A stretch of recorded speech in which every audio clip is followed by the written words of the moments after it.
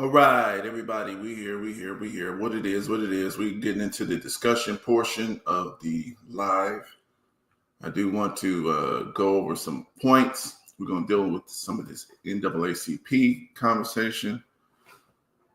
We want to go over a couple of Black luminaries, some people in history and in the present. And we want to go ahead over the purpose of Black history, because and our Black systems. Because the thing is, what people don't understand is, as a man thinketh, so is he. If you decide to accept a negative definition of an identity, a Black identity, then you have a big problem because of, especially if you are a Black person or a person who looks like a Black person who is non-white, in this racialized system, which is the Western world, you're going to have a real big problem. Because if you accept the negative definition, like the Moors do, like a lot of these so-called, which are indigenous people, but they think that you can't be indigenous and Black. When indie, just like indigo, it's dark. It's talking about the original people, indigenous, Indian, Black, basically dark. Okay, but it's understandable that a lot of people will be confused. Like I said, guys, if you guys coming in, make sure you press the thumbs up button. If you see it later, make sure you press the thumbs up button. I'm going to invite a couple people. Hold on a second here.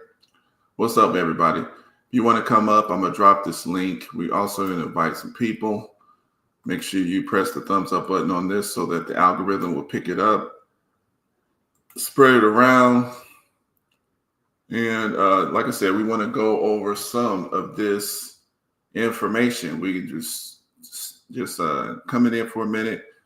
We want to go over, like I said, why it's important for us to criticize our people and to push back against folks on the outside of our people who want to do their take and their criticism of our leadership when they don't have nobody to even match some of the worst people that we have who try to do something better. So God has a way of standing before the nations with judgment, and it seems that I can hear God saying to America, you are too arrogant. If you don't change your ways, I will rise up and break the backbone of your power, and I'll place it in the hands of a nation that doesn't even know my name. Be still and know that I'm God. You see? So the thing is, and they would like to demonize that man. Oh, he's a communist. And a lot, like I said, a lot of us don't even know what the fuck, we don't even know what the hell communism is. The thing is, communism, the thing is, this nation is based on capitalism. And isms are philosophies. It's almost like a religion. So if your religion is capital, you love money. And what does that mean? Money over everything. That's capitalism. Money over family. Money over friends. Money over nature. Money over life and God. Money over righteousness. So, like I said, guys, we got to really kind of, one of the things that they do is they make one of the things they do is they love to keep the same definition, but use different words for the same definition. Different words for the same definition. This is why the English language is a deceptive thing.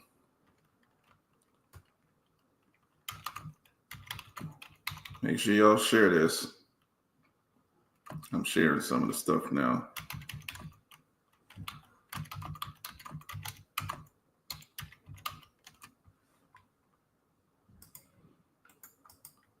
Sharing this right now. Like I said, we're gonna get into it, but I'm just kind of giving a little introduction. Hopefully, other people see this and they can. Oh man, I messed up that.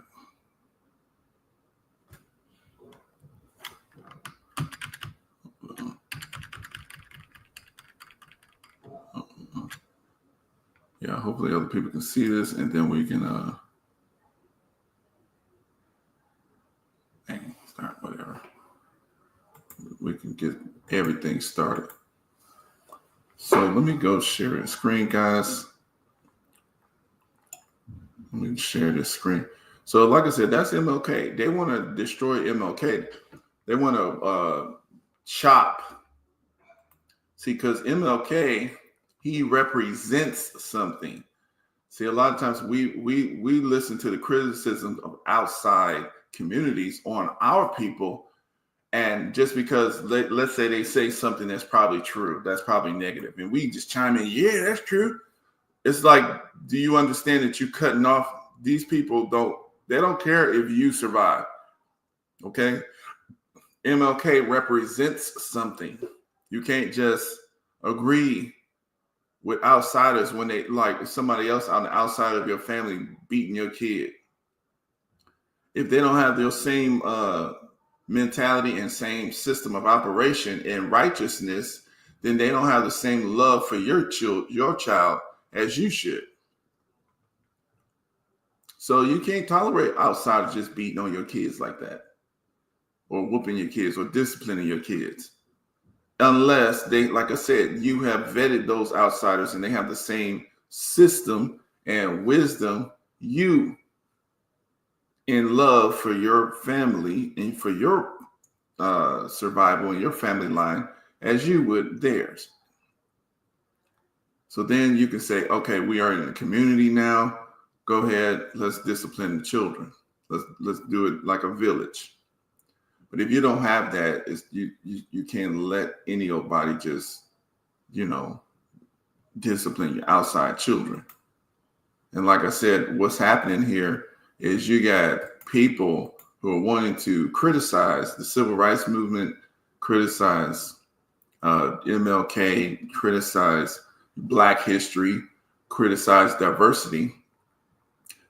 Okay, we got those criticisms too, but diversity, you got to realize, was the original claim to diversity, representative of the people. That's what diversity is supposed to be. That's what it says. What's the original melting pot? Where did we get that language from? The melting pot. What's up, everybody? This is Super Mike. Like I said, this is an open show. If you want to come up, you can. You can sit back and chill and just listen. But make sure you press the thumbs up button and re-share this message. This is going to be on some history. We're going to do just a little introduction here and to wait for some people to come on in. But right now, we're just doing a little introduction on the stuff. We're going to go over some of the Black history. We're going to go over some of the knowledge that we are using to build our base for our future, our community. Our community doesn't matter what religious word you call yourself. If you notice in the Black community, we can have Christians, Muslims, and we may have debates and stuff, but we don't go out there killing each other like these people do. We don't do that. We might have debates on God and on religion and things like that, but there's debates. There's, conversation. What's up, Robert? Yeah. Well, never would have thought the Mexicans would invade this country. It's over, America. Well, why shouldn't they? This is what they're believing. They believe that. So they're going to act off of their belief. Especially, but, the thing is, they're Mexico. They have a whole nother country. We have to, if America wants to survive, there's some situations involved, especially as Black people in America. You got to realize this is the reason why America's having a bunch of problems. because you got unions, you got a capitalist system that isolates people. They don't feel that sense of community, and this country is not united, and it's for a reason. They don't want to accept that reason. They don't want to accept the truth of that reason. They believe that they can eliminate their enemies, foreign and domestic. That's what they believe. Now, keep in mind, this is the folks who actually control this system in the government. So why do they hate Black History Month or Black History? They hate Black history. We have to do this, say, capture our flag. As they say, they captured our flag. Well, you know, like I said, we got to understand what the we is. Who is our, who is we? You know, we really got to understand that, because people who think like you, people who think like I, they may reject you, even though we have been, especially Black America, we've been in America before America was America. So, you know, there's that. And so, like I said, what I wanted to do is let's go over some of this history. I just want to go over, does the NAACP help Black people? Is it really for Black people, or is it for colored people? And what's colored? Who came up with that? Eugenicists, we want to go over a little bit of that. The MLK thing, I see a lot of people, you know, outside of Black people. Now, to me, if Black people have legitimate criticism for Martin Luther King, we can do that because we care about what he represents and what there's always successes and there's always failures. There's always successes and there are always failures. But if your life is basically set up with the successes of someone, when you criticizing it, you're criticizing it from a pure motive. You're trying to make it better. Just like maybe if you criticize your family, your children, you're criticizing from a pure motive. But if other people are criticizing, they want to destroy. And that's something that you got to watch out for. If you don't watch out for that, then you're setting yourself up, allowing outsiders to critique your system of order, your system of operation. Then what happens is it throws your community into confusion. It co-signs attacks against you, because if you allow people to attack your history and the great things that you've accomplished, then you undermine what you're standing on, the peace or the civil reality that you're in, and then you start getting some of the previous behavior. What I wanted to do, actually, I think I passed it. I want to show one of these points. But the thing is, like I said, guys, we're going to, let me see. I think it's this. Is it this one? I'm trying to get to one point here in enslavement and emancipation. No, that's not it. That's not it. Oh, my goodness. I'm trying to. Okay, let's see if I can do it this way. And storing. All right, so let's share something here. Yeah, we have to do as they say. They captured our flag. Yeah. Okay. Interesting. Well, the thing is, once you have knowledge of self, then you start to, move and operate and develop your own system so that you can survive as a civilization. Groups individuals can't defend themselves against groups. You can't defend your right to live, to happiness, to pursuit of happiness without groups. And keep in mind, you can come up here. We have the link dropped in.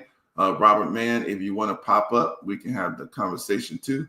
And, I'm not rude, just as long as we just have the conversation.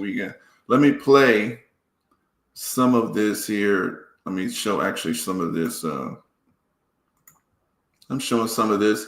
And this is an open show. We're a community-based show. Just want to foster thought among our community. This is why we had to defend our history, the good. We got to defend our history because you're defending the world's perception of you. when you have a negative when the world and you yourself have a negative perception of yourself, you know what? That's who I want to really find. I want to find Fred Gray. Fred Gray is the one that found Martin Luther King.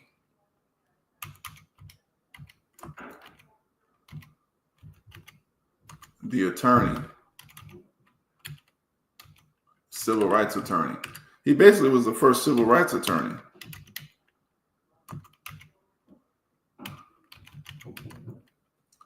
And he's the one that organized the Montgomery bus boycott and helped get this movement started.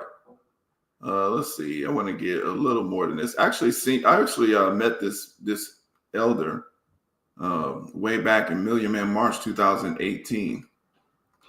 There was the Holy Day of Atonement. Trying to see if he was on. Let me see if I can get a good interview of him. I don't want no small thing. Let me see. Let's try this one. I was going and okay, so this here, when people start talking about Martin Luther King, and what I want to do is, this is the history. So let me play this here again. God has a way of standing before the nations with judgment, and it seems that I can hear God saying to America, you are too arrogant. If you don't change your ways, I will rise up and break the backbone of your power, and I'll place it in the hands of a nation that doesn't even know my name. Be still and know that I'm God. So when you see that kind of MLK, so we look in here. So let me go on Twitter here. Let's look at this. And this is where I'm going to show everybody, because we're having a lot of attacks on Martin Luther King. And what I mean to say is, now, first off, the FBI was attacking Martin Luther King during his life. They were threatening to put out lies against him. And, you know, they track everybody. So there could be some lies, there could be some truth. So let's see something. Funny how MLK was fighting for people like you. And okay, 1 second. I said FBI sent this tweet. See, the same FBI that sent this tweet sent the letter telling him to commit suicide. So let's look at this here. Today, the FBI honors Reverend Martin Luther King Jr. and his incredible career fighting for civil rights. So this is the same FBI that sent him letters trying to kill him, telling him to kill himself. So people drop that. Now listen to this woman here. This is what I want y'all to see. Made up character created by the FBI. So listen. So now listen, this is an Asian woman outside of our community. She wants to criticize Martin Luther King. And it's amazing how some black people will do this. They will follow this narrative. Listen. Martin Luther King Jr. was a completely made up character created by the FBI. I know I'm going to get so much hate for this, but you cannot deny this is not the truth, because this is coming directly from the unclassified files that President Trump released. This is directly. Okay, so look at that. So she's saying because it's coming from the FBI vault.gov, unclassified files that Trump released. So she just believes it because Trump released it. This has no bearing on her community. And really kind of does in an indirect method, in an indirect way. But for black folks to go along with that, it's crazy.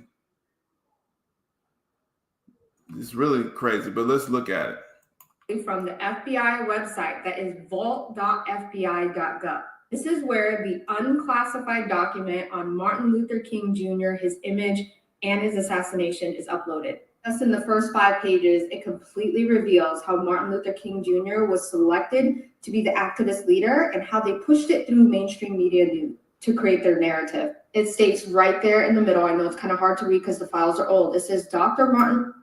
She says it's hard to read because the files are old, but you're sitting here looking at it. It's typed. So anyway, she wants to tell you what it says.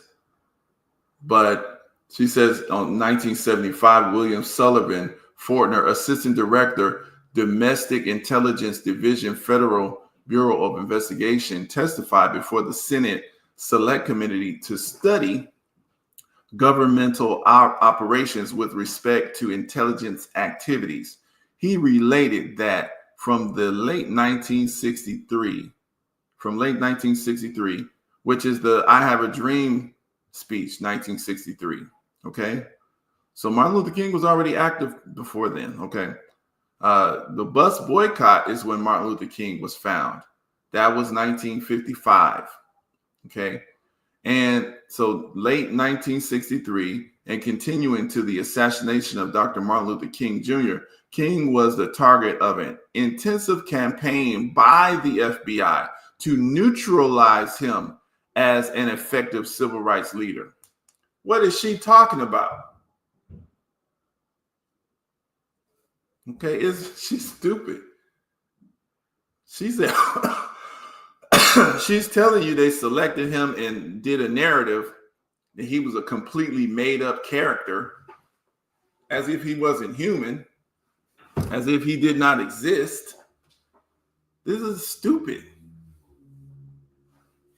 Sullivan stated that the war against King, no holds barred, Senate Report 94-755, final report of the Select Committee to study governmental operations with respect to intelligence activities, book number 2.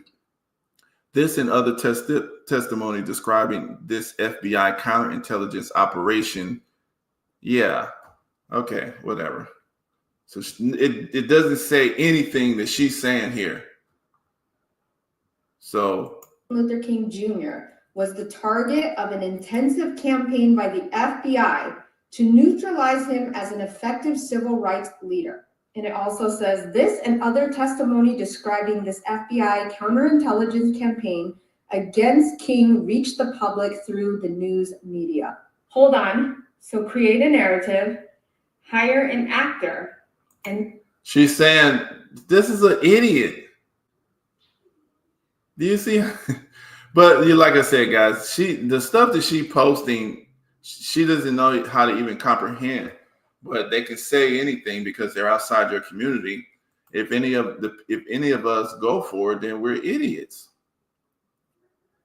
I'm sorry, we're just idiots. Right. Yeah, they'll come against us and we don't even understand. Some of us don't understand. Like if I was to criticize Martin Luther King, I'm going to say, okay, this part, yeah, like we didn't, I wish he didn't meet with, what's this chick's name? Margaret Sanger. I wish he didn't co-sign Planned Parenthood. So I'll say that. But to undermine Martin Luther King and everything that he stood with, that's not smart for any Black person. Because even if you, let's say, for example, I'm more of the Malcolm X because I believe in separation. But the thing is, this is what these people were trying to hold America to account for what it says on paper. So it basically, our people were saying, you need to admit that you are lying on your founding documents. You need to admit that you were lying on your founding documents, or you need to go ahead and give civil rights to the Black people. Right. So let me go through some. Actually, let's see something here. Yeah. So let me see if I can find. I'm trying to get.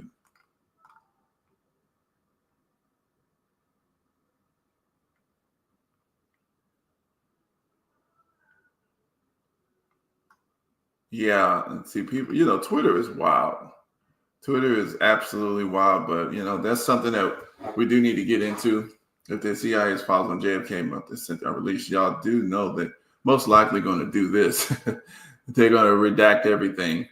Basically, people are saying this. So let's go into some of this stuff. So this is the history. I want to go into T. Thomas Fortune.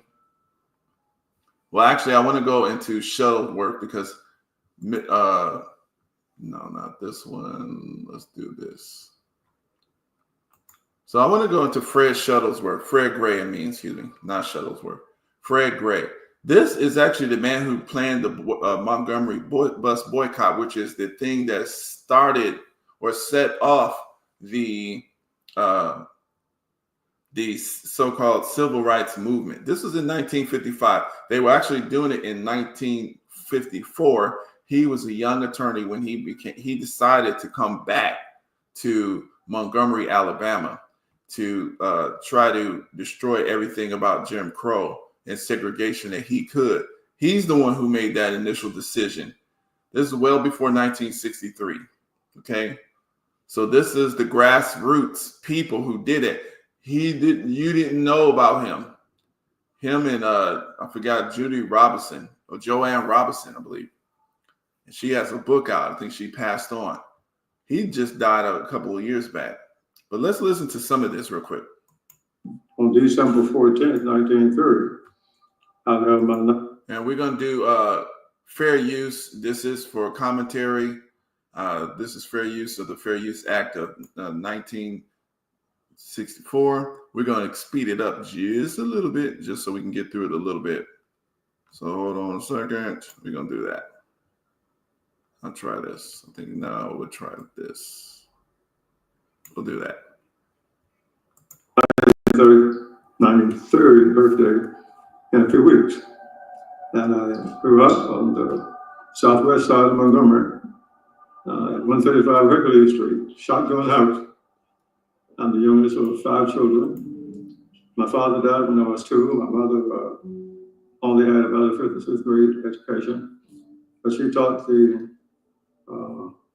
5 of us that we could be anything we wanted to be. We did 3 things. 1, kept Christ first in our lives. 2, to stay in school and get a good education. And 3, stay out of trouble. I tried to do all 3. My first 12 years was spent in Montgomery, attending what was then Lovely School on West Jeff Davis Avenue, which recently was changed to Fred David Gray Avenue on the west side of Montgomery. I was my family was a very religious family. We grew up at the Hope Street Church of Christ, which is still on the corner of Hope and Columbia. As a matter of fact, it's in the same block that Hope Street Baptist Church is located on, where the first Montgomery bus boycott took place. Hope Street Baptist Church is in the north end of that block, and Hope Street Church of Christ is on the south end, on the same side of the street. Because I was quite religious, we had a preacher who was from Tennessee and knew about a Church of Christ school in Nashville for African-American young men to learn to be a preacher. Since I was kind of baptizing cats and dogs, our preacher arranged for me somehow to get up there in school, and so I went to high school in Nashville, which is also a Church of Christ related school. Well, Lisbon University is also a Church of Christ related school. But at the time I finished out at the National Christian Institute, that was in 1948, because nothing was desegregated in the South, so I couldn't attend school there. Came back home to Montgomery to learn a little something about preaching, to learn how to be a teacher, which was the 2 things that black boys in those days could do. So I used the bus transportation system, and it was during the time I used this transportation system that I run that African-American people in Montgomery were having serious problems on the buses. It was completely segregated. One man had an altercation on the bus and was killed as a result of it. And it was while I was there that I decided I would become not only a preacher, but they told me that, and a teacher, but they said that lawyers help people solve problems. And I thought African-Americans in Montgomery at that time had problems. So as a result of seeing what was taking place on the buses, I decided I was going to become a lawyer. Not just a lawyer in place, but a lawyer in Montgomery. I was encouraged by Mr. E.D. Nixon, who was really Mr. Civil Rights in Montgomery at that time, had been the president of the... So, like I said, guys, this is Fred Gray.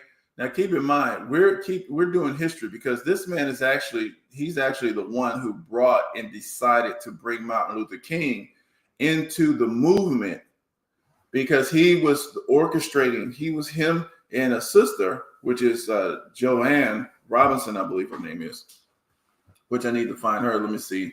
But these two were actually the ones who organized the thing that set off what's called civil rights. And you got to realize, see, civil rights was attorney. It was advocated in law. Martin Luther King was not a lawyer. You got to realize all the laws was because this man studied the law. So Martin Luther King was just one facet of this big thing. Okay. We had the Black Power movement, civil rights movement, which the actual organizers was Fred Gray and I believe, let me see, Fred Gray. Let me see if I can find that other sister.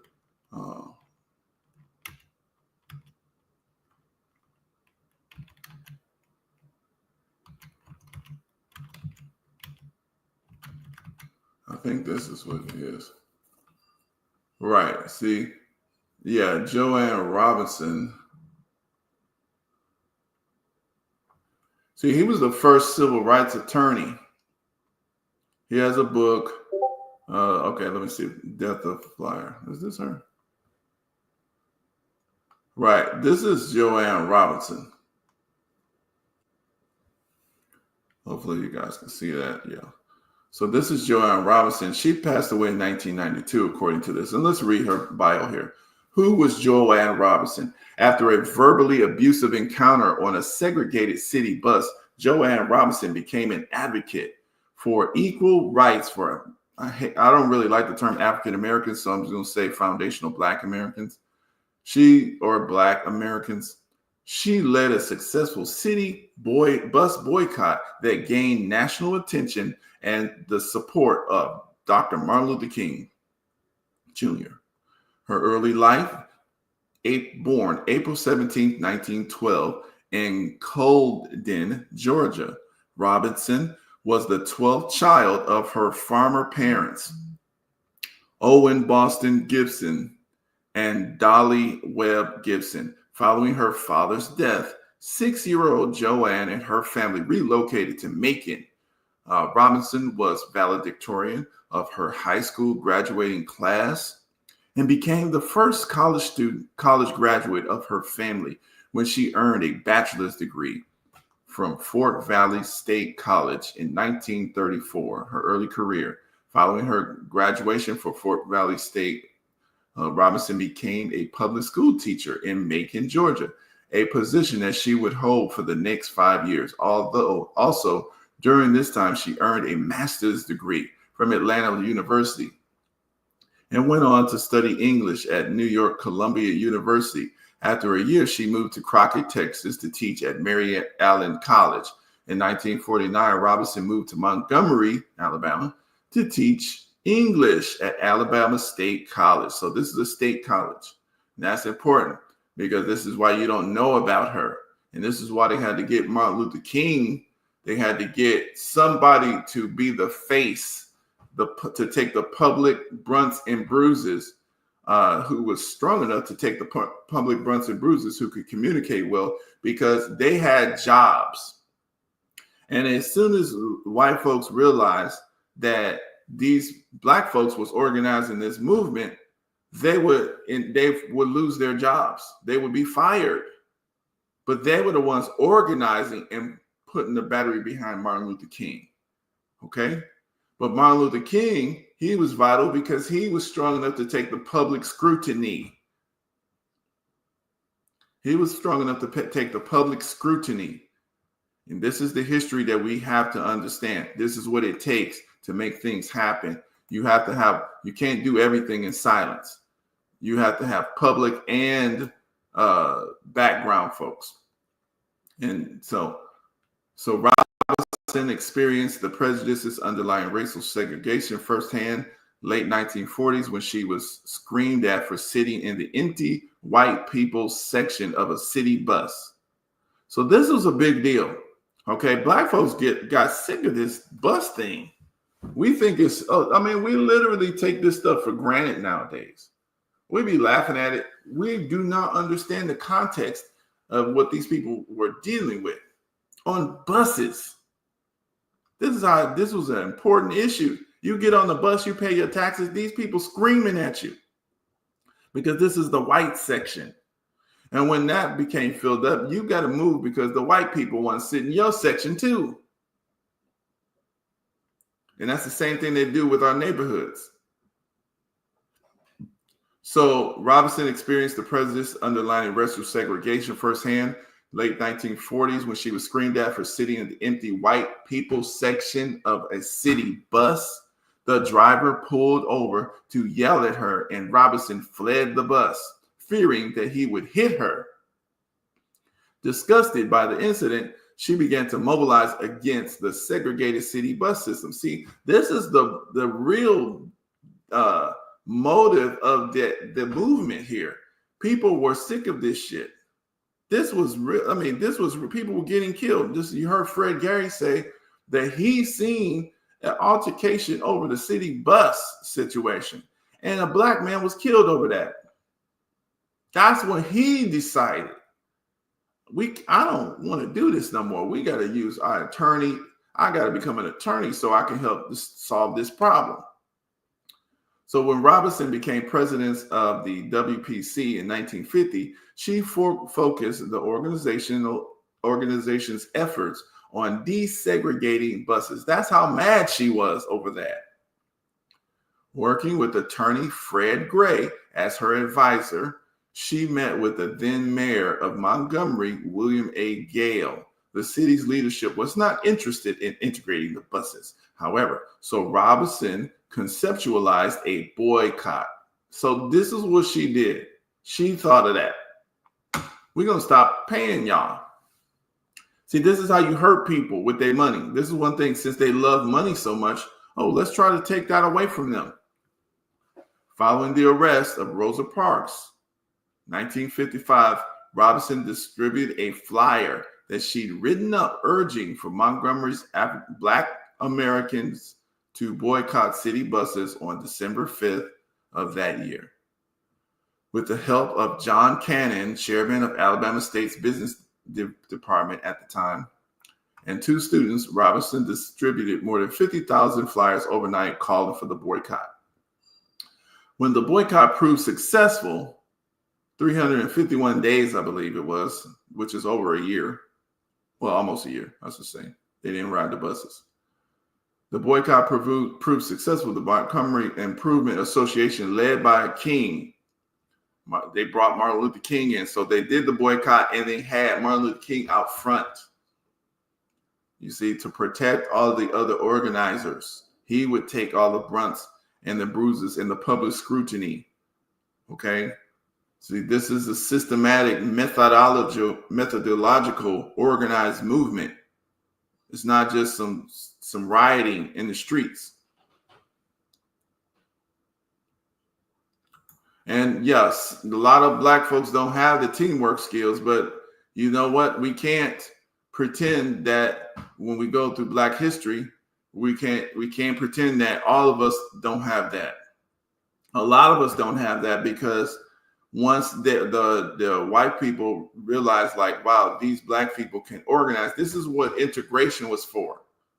So when you're dealing with integration versus the segregation, even Martin Luther King said, this is, like I said, when we criticize Martin Luther King, we can do it in the right context. Even he says that he messed up by integrating his people into a burning house, because we wanted to be included with and accepted by the white society. What ends up happening because of that is that we try to be like them to be included into their systems. And that's what ends up happening. We kind of got messed up. And so, but not all of us, because we can't pretend like the Black Power movement, we can't pretend like the Nation of Islam is not Black history. We can't pretend. See, these are things that they want to other us. They don't want us to consider as our history, but these are definitely Black history. Elijah Muhammad, Martin Luther King, Malcolm X, The Hebrew Israelites is Black American history. The Moors of America, even though they claim they're not Black, they are. They're us. They're the same people. So the major players in the community were college educated and still cared about the regular community. And yeah, you see that. That's with the rise of the Boule, or rise with these fraternities and sororities. But these things are, if you notice too, on the campuses of the, like if you look at Condoleezza Rice, the CIA has recruitment centers the recruitment centers are in the colleges and things like that in Alabama, in the Black universities. They recruit people and they train them. Okay, the ROTC, they bring them right into the military. And the military nowadays they have certain things that, you know, I got family in the military. I love them, but they even know, they telling me the brainwashing. You have to submit to that brainwashing, otherwise you will not survive in there. You won't get promoted, you won't get moved around, and that kind of system is what it takes. And that's why a lot of times, unfortunately, we don't have some of the radical, you know, military people that we used to have that's pro-Black. So, you know, this is what we got to deal with. This is the history that we got to really, really deal with. We can't let other people's narrative come on our stuff, because it's not really benefiting us. Our narrative is your power. So let's look at something else here. I want to go through that. So that is the people who actually brought Martin Luther King is. This is Joanne Robinson. This is a Black woman. Now, because of her light skin, you know, nowadays people will be, you know, they hitting us up on a lot of stuff, on a lot of levels. They be, oh, we ain't Black, we ain't this, we ain't that. These are all Black folks. This is 100% Black American. And that, to me, this is why I criticize some of the, what you call this DNA stuff. So the DNA, but the narrative, DNA, yeah, it's going to show some of our African ancestry. But we know for a fact that a lot of us were bred. So listen to this here. So let's go through let's jump to this step. So right here, we have this thing. So this is what I got. And this is some of my books. And you got Kindle here, so Amazon. And this is The Breeding of American Slaves. This is why they hate Black history. Okay? The Breeding of American Slaves. Now, one of the main things, these are testimonies of actual people. Okay? This is documented. Okay? These were actual slaves. Okay? So there were breeding programs. Okay, so the first people that were enslaved in America were the indigenous of America, the East Coast tribes. Okay, these were people, they were called themselves the Tuscarora, the Paraquat natives. A lot of the East Coast or East Coast band of the Cherokee, a lot of people, what do they call Wampanoag folks?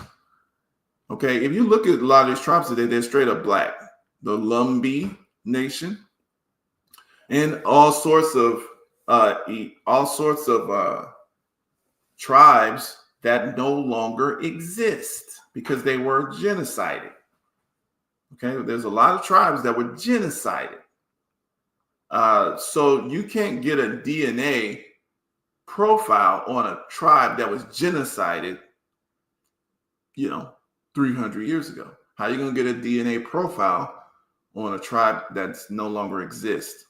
So when people say that we are not some indigenous, they're not looking at the facts. Yes, we have African ancestry.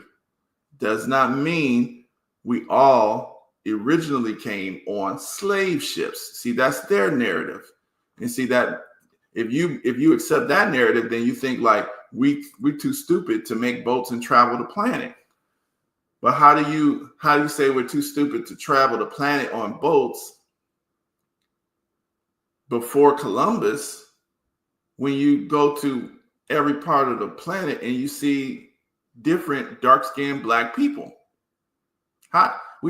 There's Black folks all over the place in different islands and whatever, their excuses, they're not really black. I'm like, really? The Pacific Island black folks, you can see them. They're dark, they're black. Some of them are much darker than us. Some of them look exactly like us.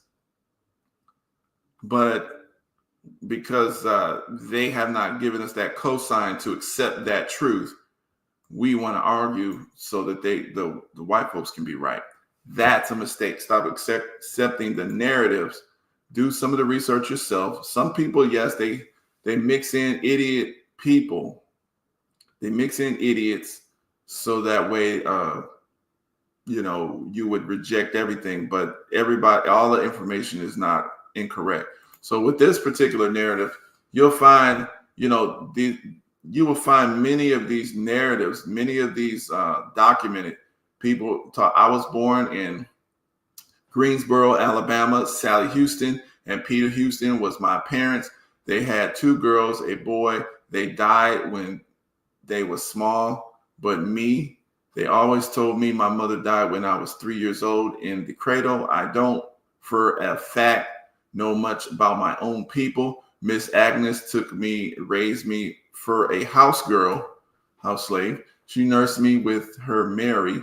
My mother's and father's owners was Alonzo Brown, Miss Agnes Brown. Their 2 girls was Mary, Lucy, and their 3 boys was Bobby, Jesse, Frank. Miss Agnes rocked the babies to sleep in a big chair out on the gallery. We slept there all night. Company come and say, "Where the babies?" Miss Agnes take them back and show us off. They say, "Where the little black child?" They try to get me to come go live with them. They say they be good to me. I tell them, no, I stay here. It was a good home as I wanted. We slept on the front gallery till Lucy come on. Then we had sheepskin pallets. She got the big chair. She put us out there because it was cool. So I left Miss Agnes when it got to be my own woman. Didn't nobody told me off. I knowed I ought to go to my own race of people. They come after me once. Then they sent the baby boy after me, what I had nursed. I wanted to go, but I never went. Miss Lucy and Miss Mary, both in college, was lonesome for me. I wanted to go to my color. I just picked up and walked on off. So that's a baby during the Civil War. There's a lot of narratives in here, but like I said, they go into how people, this is firsthand accounts. This is primary stories. They tell about how they were bred, how they were some Native Americans, some Indians, Mollygaspies, they call them, different. This is in the people's words. These were documented. Okay, so yeah, like I said, it shows how there were Native American people who were slaves because their tribe had got destroyed, and the women and children were taken as captives in breeding farms in places like South Carolina, in Maryland, in the Caribbean, in the Bahamas, those places, and more in New Orleans too. They were mixing people. So the Africans that came in, the Native American enslaved people, some of them already was black, and even some of the red natives, they all got mixed in. So what you're dealing with what they call Black American today, yes, we do have indigenous ancestry. Then there's even other accounts since then where the Muskogee tribe of black folks, the Seminole Nation. So these are the real histories. It's not the people on the bridge came and went in a U-Haul, leaving shortly after. So let's look at this point. Let's go to another subject. And so what I wanted to do on that point, and keep in mind, guys, you guys can come up. Feel free to come up. That I got the link. It's right at the top. Should be right at the top. Let me see. Hold on a second. Sorry. Yeah. The link is right at the top, and you can come up and be a part of the show if you want to, and we can have a discussion. If not, just chill out, and we'll be putting in a couple of other sections, okay, of this history lesson. I was actually waiting on some other people, but they're not here yet, so it's cool. It's okay. It is okay. So I want to go over this. I wanted to actually, which I did, touch on some of the Fred Gray. So those are the organizers of the civil rights movement who actually brought Luther King in. I don't like us attacking Martin Luther King, even though he made some mistakes, because what you're doing is when you're attacking Martin Luther King in a negative way, whereas you want to undermine everything he did. And what you're doing here, let me see if I can get this one guy. Let me see.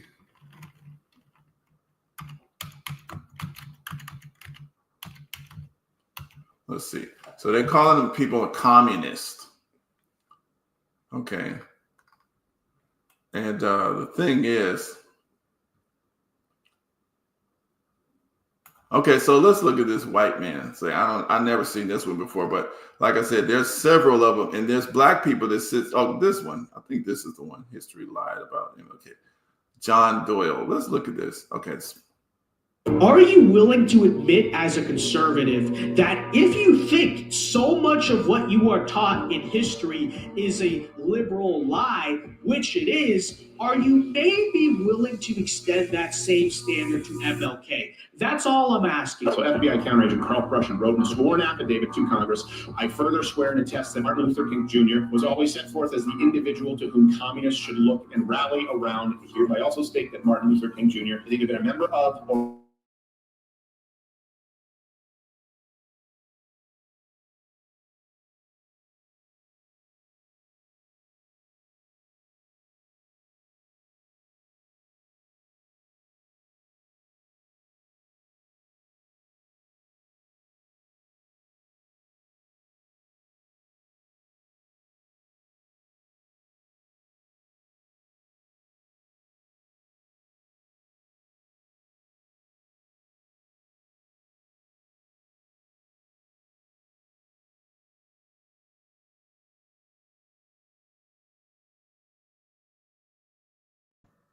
Okay, so these are the type of things that is going on.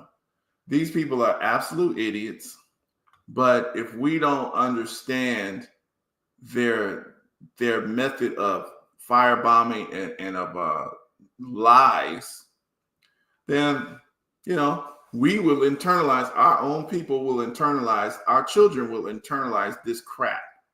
Now, if they don't like Martin Luther King for their community, okay, we'll take him back. Because we want reparations. You guys said that America was a melting pot, so we were trying to figure out, okay, if it's a melting pot, then how come we can't get diversity inside the workplace? Y'all said that they say they don't want diversity. Okay, not with us. Okay, so separation. Let's do the Malcolm thing. We got both choices. Okay, both of them was trying to do. They were just trying to see. We trying to see if y'all want equity.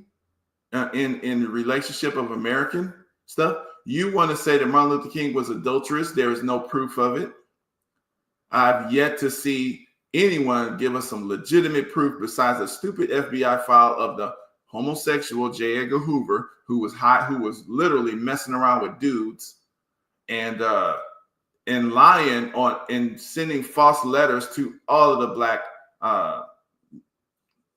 freedom fighters who sent death squads to kill Fred Hampton, to kill Malcolm X and Martin Luther King, and other people who it just happened to survive. This is who they're quoting when they tell you Martin Luther King was adulterous. These are the people you're dealing with. If he did cheat on his wife, we don't really know it because I don't see no woman coming out saying, yeah, Martin Luther King did this with me. I don't see nobody saying that.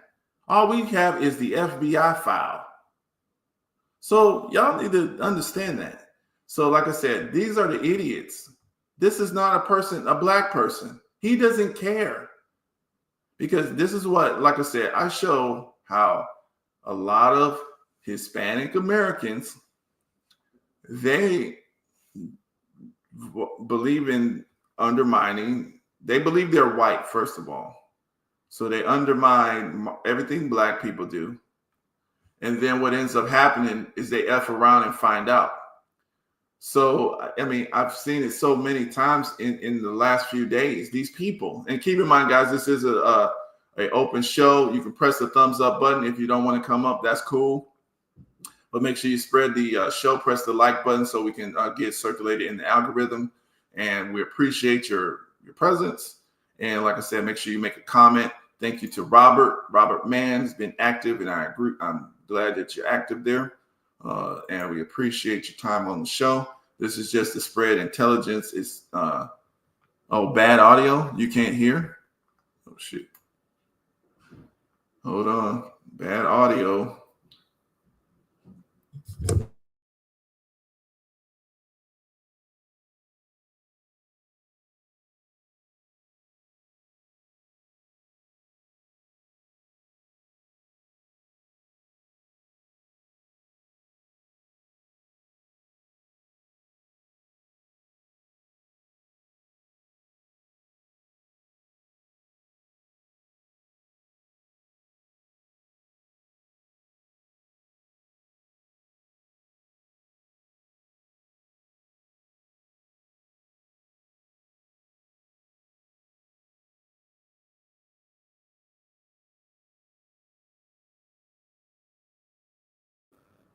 Hold on one second. We still bad audio. Bad audio.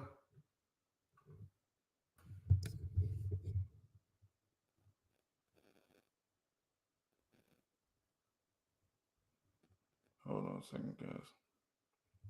Can you hear now? If you can hear now, make sure I think you guys can hear now. So hopefully it's good. Sorry about that. Let's go through this because I think every time I play one of these, it gets messed up. Yeah.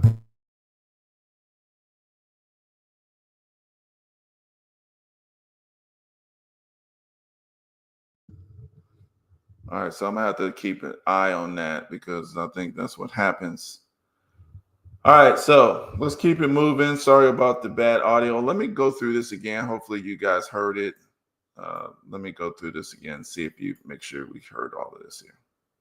As a conservative, that if you think so much of what you are taught in history is a liberal lie, which it is, are you maybe willing to extend that same standard to MLK? That's all I'm asking. So FBI counteragent Carl Prussian wrote in a sworn affidavit to Congress, I further swear and attest that Martin Luther King Jr. was always set forth as the individual to whom communists should look and rally around. Hereby also state that Martin Luther King Jr. has either been a member of or wittingly has accepted support from over 60 communist fronts, individuals, and or organizations. King was in support of reparations, affirmative action. He was also in support of racial quotas in the workforce. Basically, anything that you could think of in terms of the racialist policies that we see now, he would have gone on to support. I think there are far more great Americans deserving of a federal holiday than the adulterous, communist, anti-American troublemaker known as MLK. That's all I'm saying. Are you willing to admit as a conservative that if you think so much... So now keep in mind, like I said, if you call yourself by the same name these people are talking about, if you want to call yourself their name conservative, then they are defining it as absolutely anti-black. Thank you. Thank you for the warning of on my audio too. That was kind of weird, but I guess, it is what it is. We're going to keep it moving. But yeah, they want to define conservative. It's basically anti-black.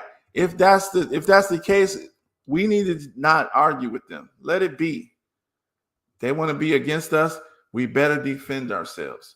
That doesn't mean we want to be with the so-called Democrat situation. It's liars, because that's what they do. They play good cop, bad cop, and they try to force you into. They control you with that carrot and stick. situation. So, like I said, that's the reason why I defend NAACP. Now, also, the NAACP was actually started by Jewish folks, and they use some black. What they do is they'll put black people in it to try to legitimize it so that we will accept it. Like I said, this is their method. We got to kind of see these things. We got to spread this information, and we got to understand that. So when we're looking at stuff, they're going to put some truth in it. So we do need that truth. We can't reject everything, because if you reject the truth, you're going to run into falsehood. You have no choice but to deal with something that's false. So we cannot afford to reject the truth, even if it's mixed in with falsehood. We got to separate the truth from the falsehood, because that's what they do. That is the telltale sign. They'll mix something that's good with much bad stuff. And then you see the good part. And so you kind of feel that, we have no better choice and we got to just go along with this. So even the conservative side, they'll say some good stuff, but then they come with all this damn racism shit, So just like a lot of blacks today, MLK was on the terrorist watch list, of course. Because who are we terrorizing? All we want is you guys. They told us that all men are created equal in their Constitution, melting pot. So let's look at this American melting pot.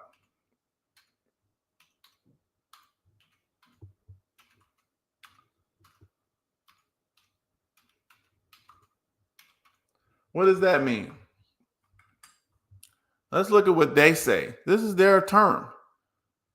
So why is America referred to as the melting pot? National Museum. So this is my source, National Museum of American History.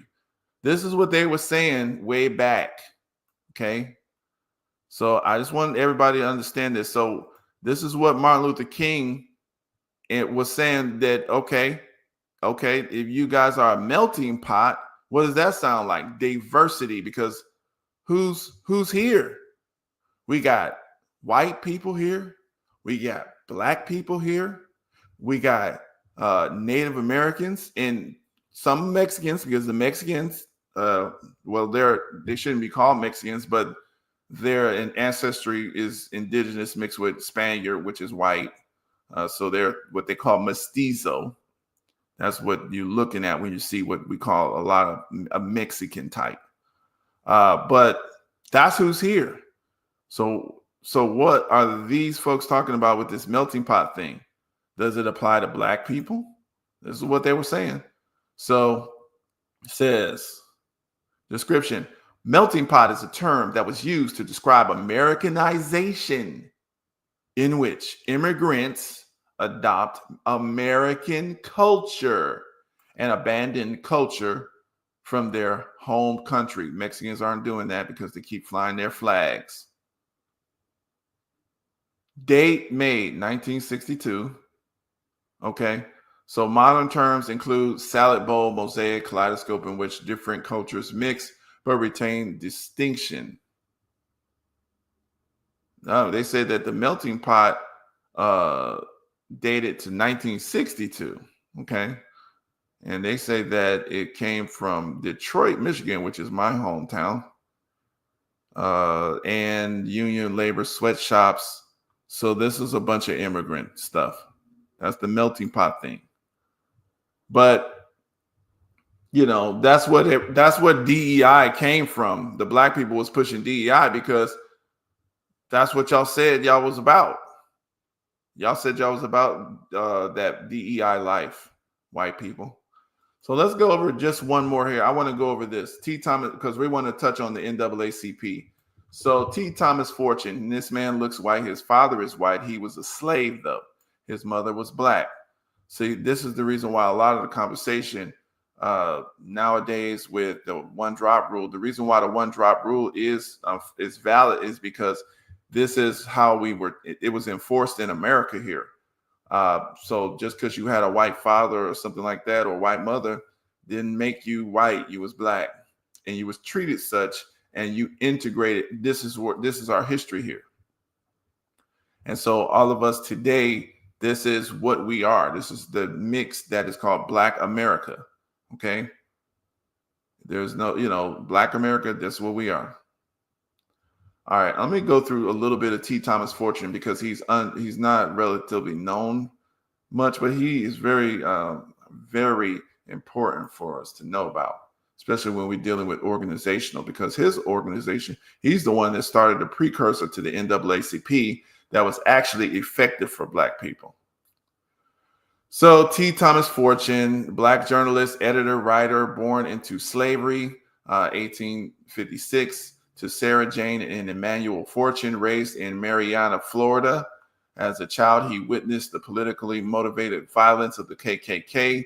Despite minimal formal education, Fortune worked in print shops during his childhood because his father was a printer. He was a white man. Moving north in 1874, he worked even though his father was a white man, he was still a slave. So that lets you know that just because you're sleeping up with folks doesn't mean that you're going to solve racism like that. I don't know what people thinking.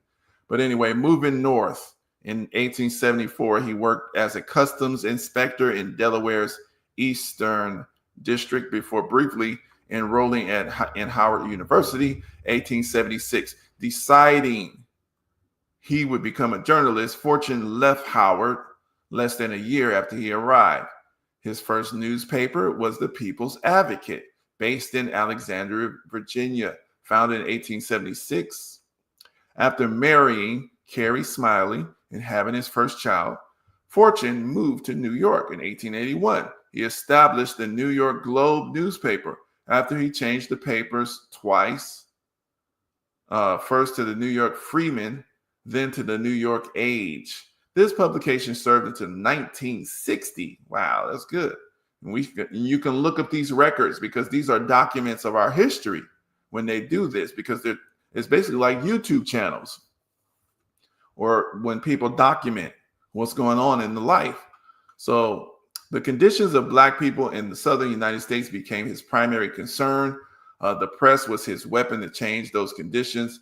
By 1887, he had established himself as the most prominent Black journalist of the time. 1889, after the New York Freeman became the New York Age, it emerged as one of the most influential Black newspapers in the nation.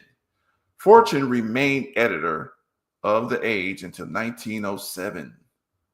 During these 2 decades, the crusading journalist also gained fame as an activist who was uncompromising in his defense of the rights of Black Americans. In 1887, he organized the National Afro-American League.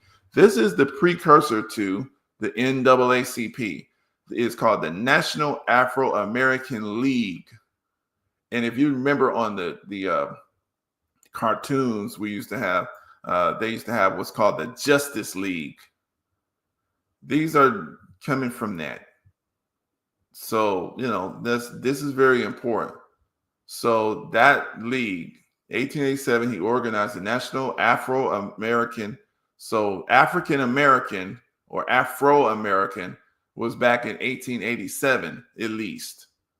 So when people say Jesse Jackson made stuff up, he didn't really make it up, but, because they were telling us we was from Africa. We was all from Africa. So to secure the defense of the Black community against lynchings, riots, and other terrorist violence, organized at the state and local level, these branches of the League served as a model for later civil rights organizations such as the Niagara Movement, which is a bunch of white people and some Black people to make it look right. So this Niagara Movement. So this is where I actually wanted to kind of get into a little bit more of this. I just wanted to precursor T. Thomas Fortune because,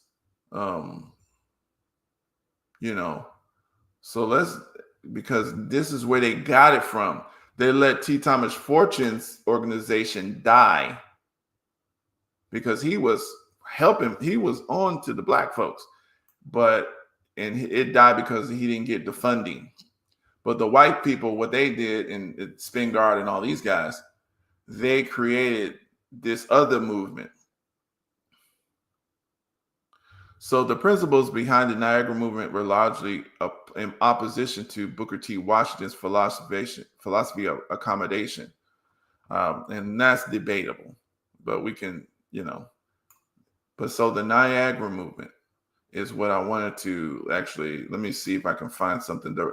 But the thing is, I wanted to get that on T. Thomas Fortune because his movement was actually legitimate, and that's why they had to create a counter movement, because he was actually fighting. He showed that he was showing that black folks can fight these lynchings, these unfair things, these mob killings. Fortune saw himself during this period as a proponent of racial equality and integration. He still recognized Booker T. Washington's accomplishments in the South, where calls for equality and integration was still impossible to realize. So Booker T. Washington was in more in favor with Booker T. Washington, and Booker T. Washington actually was basically telling black folks that you have to learn how to make things, you have to learn how to organize, you have to learn how to build things. Okay, that's what Booker T. Washington was doing. The so-called accommodation, he knew that black folks wasn't ready to head on, aggressively go after fighting white people. After slavery, we wasn't mentally ready to do that. We had just did the Civil War, but on the large scale, we wasn't ready for that. We didn't have the numbers to do that. White people were very hostile. They just had an entire war where they were killing thousands and thousands and thousands and thousands of people. So they didn't have, it would have been great to just kill as many of us as possible. So Booker T. Washington did what was the smartest thing at that time. And he did get good results because he was able to start a school that he controlled. He hired George Washington Carver. He did a lot of good things. He in that school, which still stands today. So this is a success. Booker T. Washington is a success. It was not destroyed in Tuskegee, Alabama. He showed black people, he taught brick masonry to build things. He taught how to cook the bricks, which we don't know how to do today. These are how you build America: bridge making, farming, how you grow your own food. This is how we was able to take over so fast after the enslavement process. And they had to come with the 1877 compromise and put us back into these Jim Crow situations. So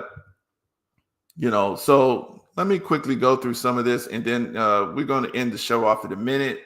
And like I said, if people want to come up, you guys are perfectly welcome to make sure you press the thumbs up button.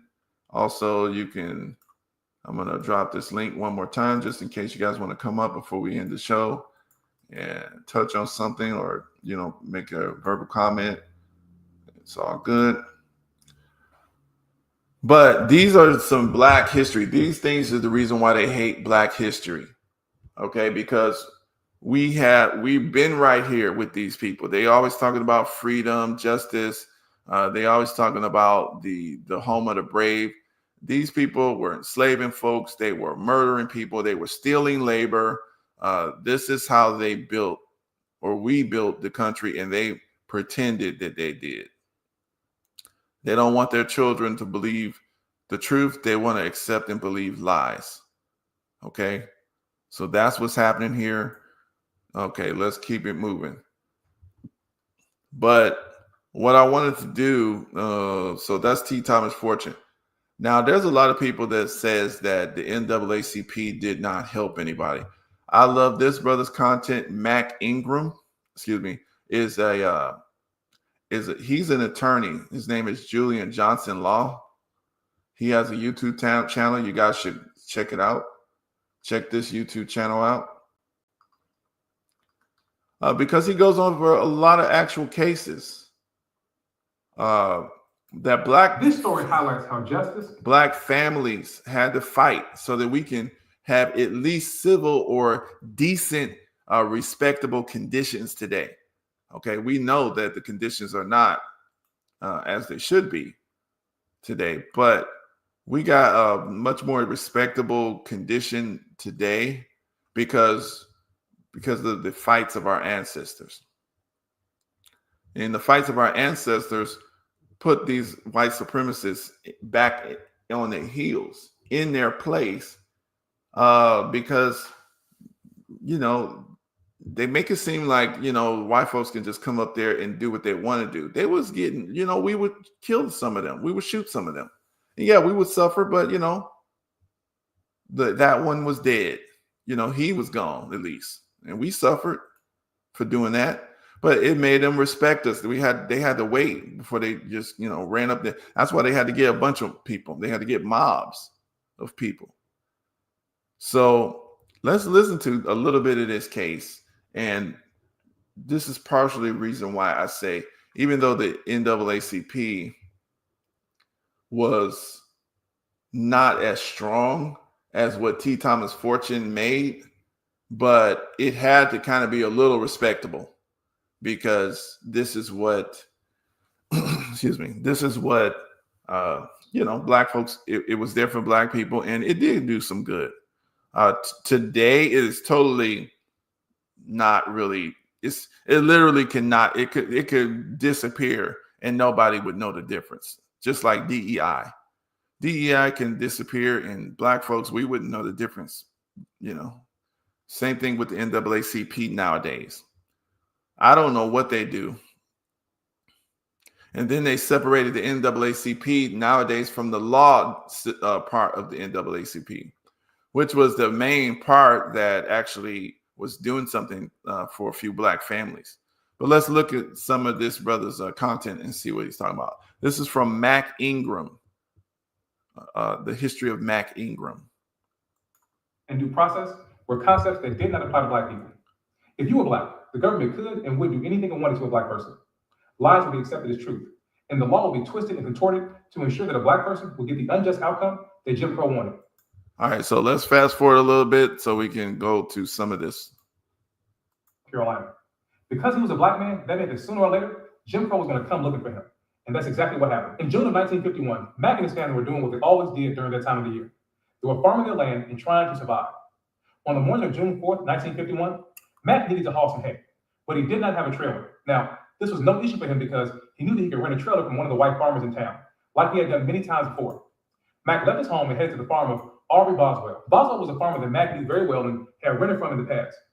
Mac drove to the Boswell farm. When he got there, he looked to see if Aubrey was around. He got out of his car and looked out into the field. Mac thought he saw Aubrey's 3 sons working. After not seeing Aubrey around, Mac left and got back in his car and went to another farm to rent the trailer. After leaving the Boswell's farm, Mac didn't think any more about it. He went on with his day. He got a trailer and he loaded the hay and went back to working in the fields. As far as he was concerned, it was just another Monday. But Mac was wrong. His life was about to change forever. What Mac didn't know was that as he was hauling hay in the trailer he rented after leaving the Boswells, the police were preparing to arrest him for Jim Crow's #1 crime. Back at the Boswell's farm, the family was hysterical. Willa Jean Boswell, Aubrey's 17-year-old daughter, had claimed that Mac had chased her and tried to attack her. Willa told a story that set in motion a series of events that highlighted just how far Jim Crow would go to inflict injustice on a black person. This is what Willa Jean claimed happened to her. Willa Jean said that on that day, her father, her brothers, and her grandfather had been working in their tobacco field. She said at around 8:45 a.m., she left home to go to the field to help them. She said she had a hoe and was wearing dungarees and a plaid shirt. As she was walking along the road, she saw Mac Ingram driving on the highway. He was the only one in his car, and he was driving slowly at about 5 miles per hour. She said he drove very slow and kept looking at her, and he had his head out of the window as he stared at her. He did this until he was about 100 feet out of sight down the highway. Even though Willa Jean had seen Mac before, she said she was afraid of him because of how he had his head out of the window. She said that as she continued to walk with her family, she heard Mac's car go dead, as if he had stopped the car and turned it off. She said that's when she got really scared and began to run. She said she then saw Mac walking fast across the field towards her and that he got within about 75 feet of her. She said Mac stopped near a patch of bushes and watched her as she walked away. It was at this point that she reached her brothers, who were working in the field. She said she was hysterical and scared and crying. She asked her brothers who the man was. Her brother said it was Mac Ingram. They knew him. She then told her brothers what happened. The brothers quickly ran to get their father. Willa's father called the sheriff. When the sheriff arrived at their home, Willa repeated what I just told you. After hearing that Mac looked at Willa and made her afraid, that was all that needed to be said. The decision to arrest and prosecute Mac was made right there on the spot in the Boswell's home. The authorities went to find Mac. It didn't take them long to locate Mac because he was doing what he always did. He was working in the field. When the police went to arrest Mac, they found him with his trailer loaded with hay at a neighboring farm. Mac was in the field working. They questioned Mac about Willa's complaint and how she said that he stared at her. Mac said that he went to the Boswell's farm to see if he could borrow a trailer for his hay from Mr. Boswell.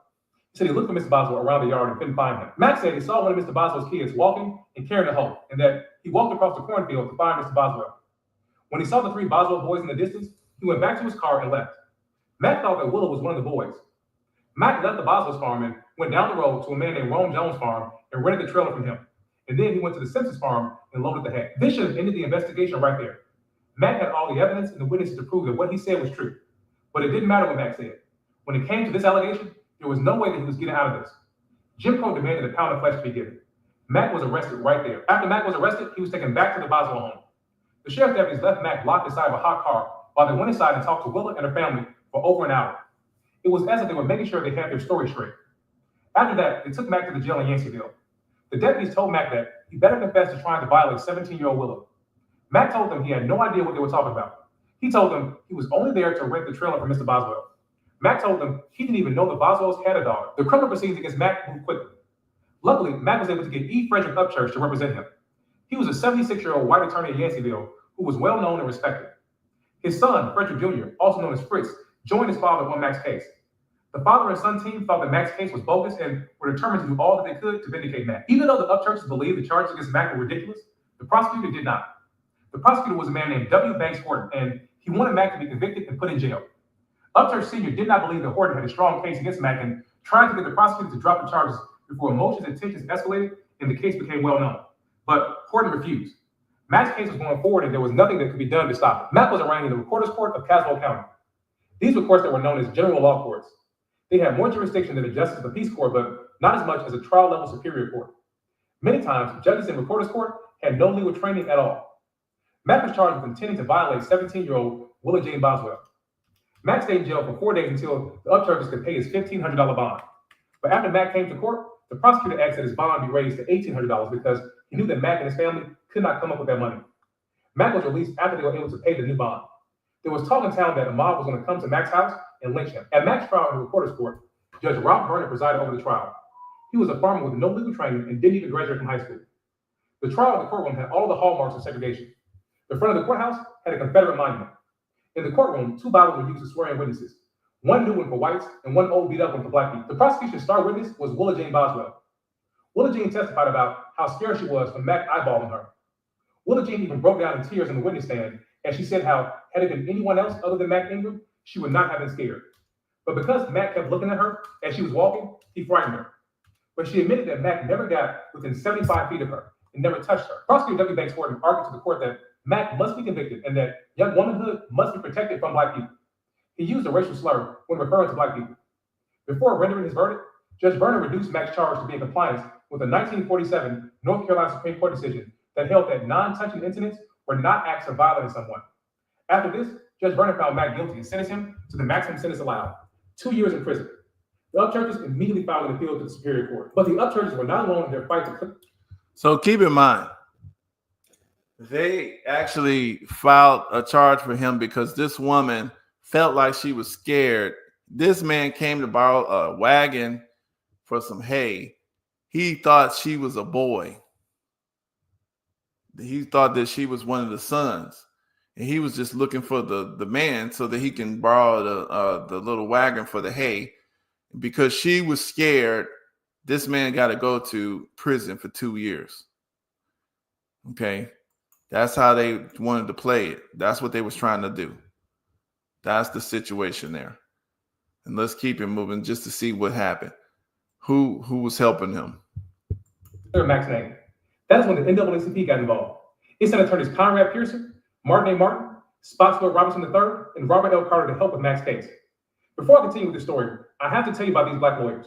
They're important figures in the civil rights movement, and I don't want to move on without telling you at least a little bit about them. Pearson, Martin, Robinson, and Carter were veteran civil rights attorneys who had spent years challenging segregation and defending black people in racially charged cases. Conrad Pearson was a North Carolina native and a Howard Law graduate. He was trained under Charles Hamilton Houston, the dean of Howard Law School and the mentor to Thurgood Marshall. Pearson became North Carolina's first NAACP legal defense fund attorney. In 1933, he led Holcutt versus Wilson, the first lawsuit to integrate a white university in the South. Martin A. Martin, also a Howard Law graduate, was the first black trial attorney in the U.S. Department of Justice and played a major role in dismantling segregation. Along with Robinson, he helped to defend the Martinsville Seven, a group of black men who was sentenced to death for allegedly attacking a white woman in Virginia. Spotswood Robinson, who was another Howard Law graduate and a great legal strategist, co-led the case of Brown versus the Board of Education, and he helped to dismantle school segregation nationwide. His legal brilliance led to his appointment as the first black federal district judge in Washington, D.C., and later as the first black judge on the U.S. Court of Appeals for the District of Columbia, where he helped to shape constitutional law for decades. Robert L. Carter was one of Thurgood Marshall's closest legal strategists, and he played a pivotal role in the Brown versus the Board of Education. He was the one who introduced the social science evidence and helped to persuade the U.S. Supreme Court to strike down school segregation. Over his career, he argued 22 cases before the U.S. Supreme Court and won 21 of them, and fought against racial discrimination in housing and employment and voting rights. His contribution to civil rights law led to his appointment as a federal judge for the Southern District of New York, where he continued to shape legal precedent in cases involving racial justice. Together, these four legal giants brought their expertise to fight yet another racist prosecution in Mack's case. It was Pearson who told the NAACP that it should get involved in Mack's case and that it was a sham. Take a look at this. This is the actual letter signed by Mack Ingram, allowing the NAACP to come into his case to represent him. The organization not only prepared to mount a strong legal defense for Mack, but it also made sure that the injustice that Mack was suffering was known around the country. It publicized Mack's case and put out a call for funds to help support his legal defense. It published a small booklet with Mack's image on the cover. Its pages told the public of how Mack had been charged for looking at Willa, and even quoted her trial testimony.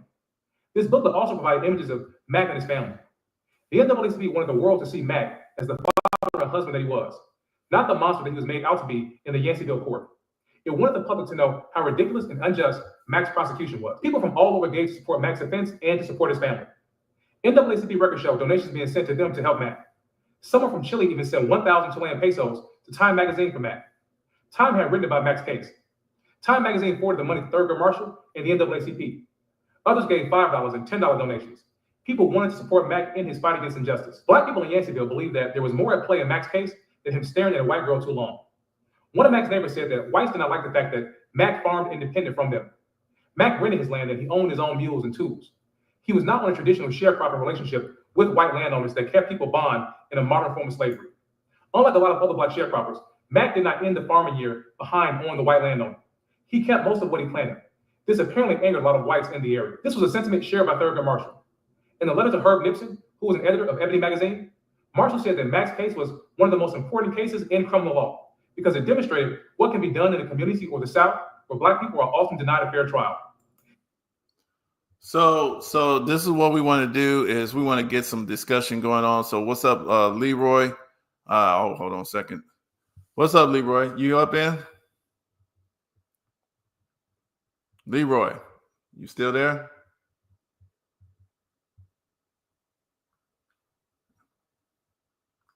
Is Leroy there? Oh, shoot. I guess he came off. He jumped off. Leroy, pop back on once you get a chance. But yeah, so if we understand this, basically, I put this because that tells us about what's happening with the NAACP. That was just one case that, we see that, they did something good for this black family. Hold on a second here. Let's see.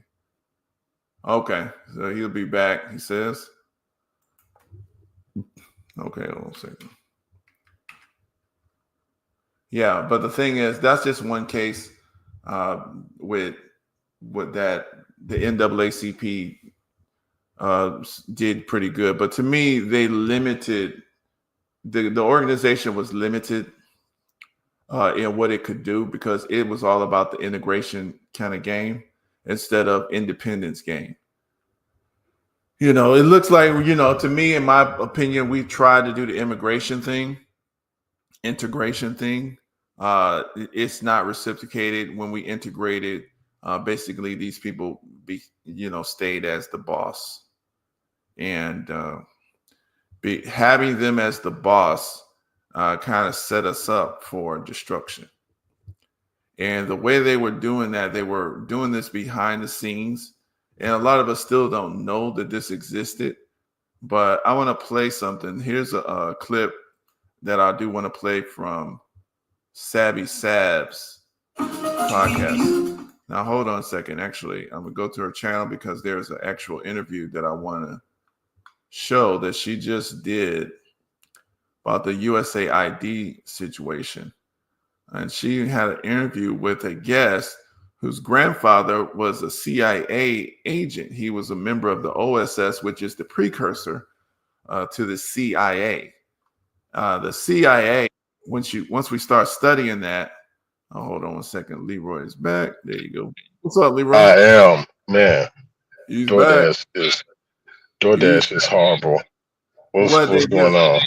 What they do? It ain't even them, man. It's us. I done made them take that black job.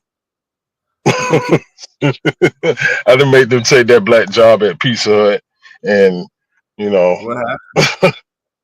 just horrible customer service, man. You know how people can, at Pizza Hut. I picked up. Yeah, it was a pickup. How I order a cookie and a pizza, and they make the cookie first, and the pizza get made an hour later. I think they gave it to the wrong person, but you can just say that. But and then they telling me I'm harassing them because they have a piece of glass over the door, the little Pizza Hat symbol, whatever it is. And Lord bless me with the height where I can look over my shoulder and look down and see everything they're doing in the kitchen. Right. And so, I was, I ain't say anything until I got my food. Then I let them have it. They remember. I mean, I was being funny, and like everybody else in that, dude, I felt like I was in a holding tank. Okay. It was horrible. But our people, look, like I said, I ain't make them take that black job. Oh, good. Get you some skills. Nah, they need to. Our people need to do better, man. And this is why. Let me fully flesh it out. Let me ask you this here. Hold on. What actually kind of made you kind of feel negative about what actually happened? I placed my order at 7:29. I didn't get it till after 10. Oh man. And I ordered a pizza and a cookie. And you ordered it over the phone? No, through DoorDash. They gave a refund, full refund, and some extra. But I'm still calling Pizza Hut tomorrow. And if it's a franchise, I'm gonna tell them, if it's a franchise, y'all need to speak with y'all franchisee because they're making y'all look bad. Right. They got y'all out here bad in the streets. And the reason I'm going this far with it. But you know what I'm gonna push back on you for saying? Our people. That's a Pizza Hut issue. You can't put that on us all. You can't put that on I'm just saying our people because they look like me, but they ain't got the same attitude as me. No, that's still our people, but that's just exactly. That's why I said our people. But you kind of because when you say our people, when people say our people, I don't know if y'all be realizing it. When you do that, you take it from that incident. Now you bring in everybody and kind of smear that on everybody. And that's why people gonna push back at you because a lot of times, so from back in the day, one of the tactics that, and they still do this, but one of the tactics of these white supremacists use to try to keep us all in line is when one person do something negative, they want to punish everybody. Everybody getting their ass. Okay. Right? But that's not. Can you hear me? Listen, I hear you. Listen. Oh, okay. Yeah. I'm just saying this is what you bring forth. You tap into that when you kind of say that, whether you know it or not. I know that's kind of what you maybe not your intention, but when you be like it's a bad incident and it involves a black person, and you put it off like our people, like everybody. It's kind of you ain't probably. No, I'm not putting that on every black person. As you said, I'm not. I think that's how you taking it, Mike. And look, hold on, Mike. You are free to do that, and I ain't saying that what you saying isn't true in some instances. But what I'm saying is, when I say our people, I'm including them with me because they look like me. So I know it's my people. Okay, that regardless of who they vote for, how they act, or anything, if they fruity or whatever, they still our people. Okay. And if I'm talking about one person that's fruity, that's like us, who is our people, that don't mean all us fruity. Come on, man. But hold on. Go ahead. Finish. Go ahead. Why we fleshing this out? And I'm gonna say this, and go ahead. It's absolutely something that happened, and it's disgusting, but it happened. And there was a guy, man, it was at a Subway. Okay. He wanted extra mayonnaise, and I wasn't there. I can't tell you the details, but I can tell you the end result. Aunt and a coworker, because her nephew was there, are dead. Wow. Dead. Blew them away. Who did the shooting? The customer, black guy. Okay. Because he wanted. Yeah, dude. Yes. And look, I wasn't there, but I can imagine the attitude he probably got, and I could be completely wrong. I'm completely assuming, but I've seen situations, not that got to that level, but someone who's not sane or not likely to go to the extreme just because, you know, how the saying goes, but for the grace of God, there go I. Bro, if say he said I want extra mayonnaise, and they put a little on there, and he said, you know, I might want more. I want more than that. That ain't really extra mayonnaise. And then they just fucking get a whole big spoonful and just drop it in the middle. Here you go. And that. What's the saying? Play stupid games, win stupid prizes. Okay. You'll never know where anybody's head is at when they're coming into your store as a customer. Your job is to do your job. Okay. Well, I mean, you know, and I'm not saying he's right for what he did, but I'm not gonna sit here and pretend like people don't put them. I give you another situation, Mike. This was during the lockdown. I wasn't there. I can't tell you what was said. But at Big Bear over in Decatur at the grocery store, dude comes in, he's doing some shopping and gets to the counter. He's told to put on a mask. I can't tell you how she said or what she said, but I can tell you what he did. He went out to the car and came back in, and she not here no more. He shot her. She not here no more. Yes. Yes. Okay. Yes, she gone. So, and I don't want these things to happen, but good Lord, I mean, at what point does the person on the other side who says something they shouldn't, I mean, good night. Why can't we walk away from that? Well, the thing is, those type of situations, to me, what I describe those situations as isolated situations because they deal with people who I would consider wackos or yeah, unstable. Yes. So, but you never know who's not. You know, so that's what I feel. But I said, the only point that I was making though, even though we do have some issues as a group, but and we got to take care of those issues. But to me, those type of individual situations, I try not to put on us all. And I know, like I said, it's not even the intention of the person, you know, because that's not necessarily what the person means, but it just what. Yeah, you got to look at the context. For example, it's just like you were saying. Somebody says they want extra mayonnaise, right? Okay. Mhm. Let's say you give them extra mayonnaise. So the intention is, I'm doing what you said. Give me some more shit. Yeah, I mean, he could have had attitude on his side. So hold on. So I'm saying, okay, give me some damn more shit. Y'all being stingy with you know what I'm saying? And so Yeah. they put a bunch on there, nigga. There you go. What? You did Fuck you. Pop, pop, pop, pop. Bitch. Oh yeah. That's not how you teach a lesson. They're dead now. No. And look. So that's Look, hold on, that guy had just got out of prison. That's what I'm saying. So these are people who have problems, and you just don't know. Yes. Yeah, you just don't know who you're dealing with. But guess what? You don't know who you're dealing with on both sides of that counter.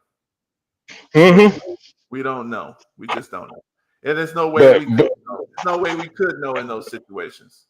So that's why I said I'm completely assuming. But anybody been in these streets, dude? I had an instance with a manager, and I'm coming to work, not working at the store, doing some work in the store, reprogramming some software on some cell phones.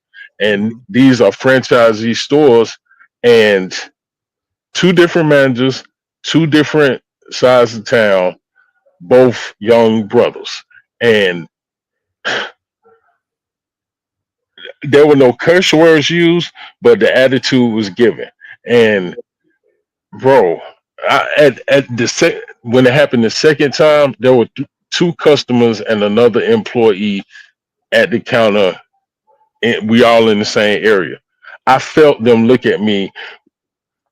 I was told by my supervisor to ask for the manager's name or the person on site. I asked him his name. He said, "Do I have a name tag on?" Okay. I felt the 2 customers and the other employee turn and look at me. I felt that. I ain't even had to look at them. I could feel their head turning because it was complete disrespect, and I had been nothing but respectful to them. Right. Look, I didn't decide for me to be 6'4". If that's a problem for you, that's a problem for you, and it don't have to be a problem for you unless it's a problem for you. Right. Hey, it's a lot of situations out there. Like I said, it's dangerous because for me, it's the fall of America. But that's the reason why I made this the title of the show, Why They Hate Black History. Okay. It's because that's, to me, that's the reason why you got so much division in America. Is because these people have been trying to kill us for a long damn time. Oh yeah. Yeah. But look at this. I appreciate you sending me that, my Alpha 21. Right. And I really appreciate you. We'll touch on a couple of clips of it. But I want y'all to see this one too. Sabrina Salviati, which is she's the host of Stabby Sab's podcast. And this is Fair Use. I want to play this clip of one of her guests, and you've seen this part, but it's a little bit more. But this is what they've been doing. Nobody knew this stuff. Nobody knew this stuff. And a lot of us still don't know this stuff. But it happened. This is our history. So we be talking about each other. Oh, niggas are always on drugs. Here, as if we shipping the drugs in here. We didn't cook this and grow this stuff. Shit. So we love to, and then when you show people this stuff, well, nobody forced you to take it. Okay, but it's always your fault. I understand, but I'm saying you can't blame where it's actually coming from. That's how I look at it. Because if you're always pointing the finger at your own self, as if nobody else is doing nothing on the outside of you, because the real source of somebody trying to actually what they call genocide they're trying to. It's amazing that they haven't been able to. And we didn't even know that they was trying to kill us like that. So imagine if we knew and was fighting back for real. I don't think they would have too much of a chance, I should say. But, they're trying to kill us off, and we didn't even know this. Let's see this part. Keith McHenry, his grandfather was a CIA agent, and Savvy got him on the show because he put a tweet out on X. And you know what I'm going to do real quick? I'm going to find his tweet. Let me see if I can find it. Just real quick. And, I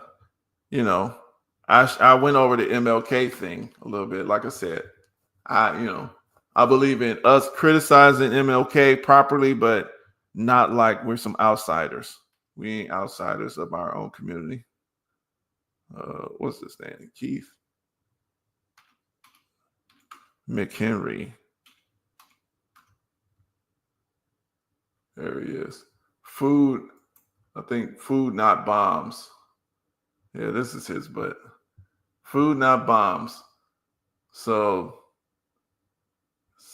he's talking about the history. Let's see if I can find that tweet. Kendrick, yada, yada. Difference between Gaza. Hey, breaking. All right, let's see. Best. See, and a lot of times on X, these people, okay, USAID Cairo. Last few years, showing you how USAID organizes, finance, and ran the invasion across our southern border. So they're saying USAID. This man says USAID. The last few years, I have shown you how USAID organized, finance, and ran the invasion across our southern border. Today, I visited their fortress-like offices in Egypt. So this is the USAID. Everybody's talking about, oh, you stopping funding to USAID. These people have a fortress. Approaching the USAID office in Cairo, you'll notice it's fortified. It's part of what's called the Smart Village. You have tech companies here. You also have embassies, but among them is USAID. So approaching the USAID. So anyway, this is the smart city type of situation that we see. So he went to the USAID. He's going over a lot of stuff. So let's listen to what he said. Let me listen to what he said here. Because this was pretty shocking to me. I forget what I had, but I'm so sorry, Keith. But you posted that someone posted a tweet about basically USAID being a sort of CIA front. And you responded to that tweet and you said something about the drug game, right? Like they said something about why is USAID funding heroin production? And you responded to that. I want to give you a chance to talk about what you know about this. Well, I've written a lot on Twitter about the USAID in the last couple of days. I'm not totally sure what I said, but I'll tell you what I know about the issue. This is probably the tweet you're referring to. So my grandfather was in the OSS, which was the Office of Strategic Services in World War II.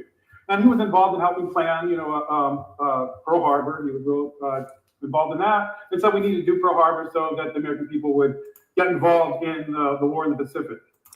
That right there is a bombshell. This is not the full bombshell on the black people, but his grandfather is in Pearl Harbor. He's planning of Pearl Harbor, which means that the Japanese people, they already knew and detected that the Japanese army was going to bomb Pearl Harbor in Hawaii in 1941. And they allowed that. They withheld that intelligence so that the people could be unprepared and they can bomb and destroy Pearl Harbor, and that the Americans would be mad enough to get involved in the war. This is how they manipulate the public. They don't really protect it, they manipulate. So that's a bombshell there, but let's keep on listening. This just like the USS Liberty. Exactly. See, and this is what I'm saying. This stuff is manipulated. A lot of people, starting to believe it nowadays, but this is stuff nobody really got. We didn't see it this deep. This is in the 40s. You remember, these people they didn't believe none of this was going on. They thought America the free, home of the brave. They was looking at Leave It to Beaver, Happy Days. Probably not Happy Days yet, but what's it called? I don't know,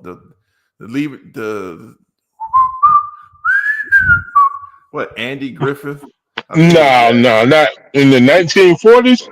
Yeah, I don't know what they was looking at. They was listening to some radio stuff, probably. I don't know. Yeah. It was a lot of radio.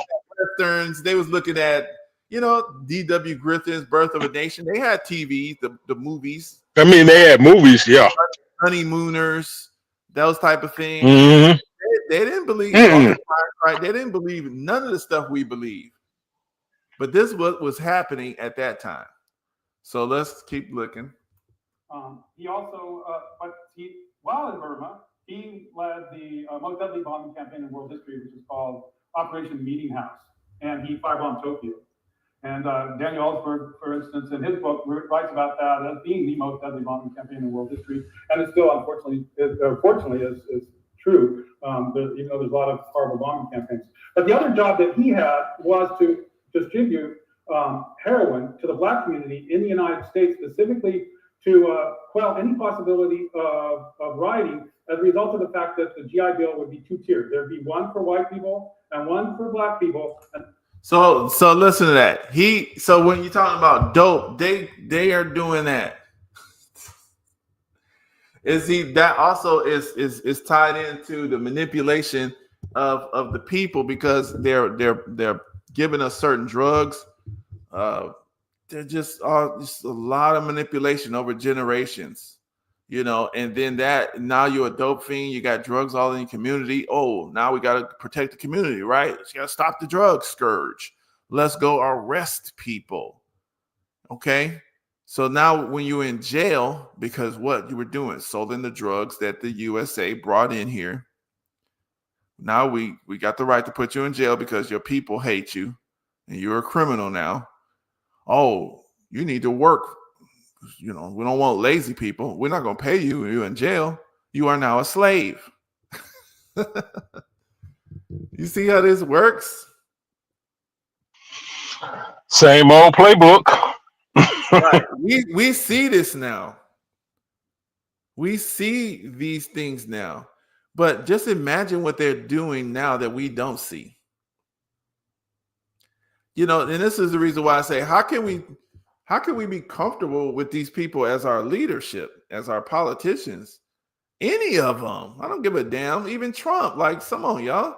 Just because he's doing some things that make a few more pieces of sense than some of the last 10 people, that don't, how can we be comfortable?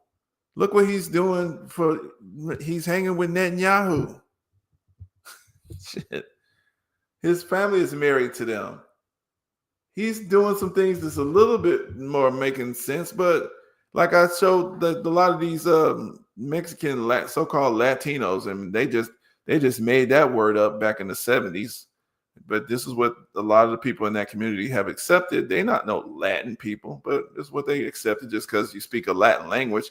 Latin is the Roman language.